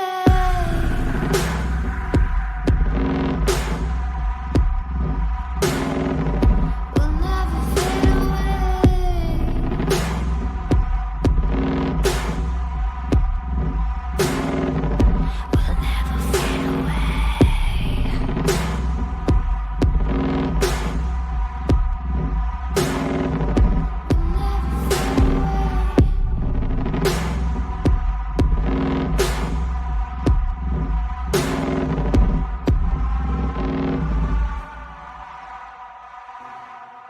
Will never fade away.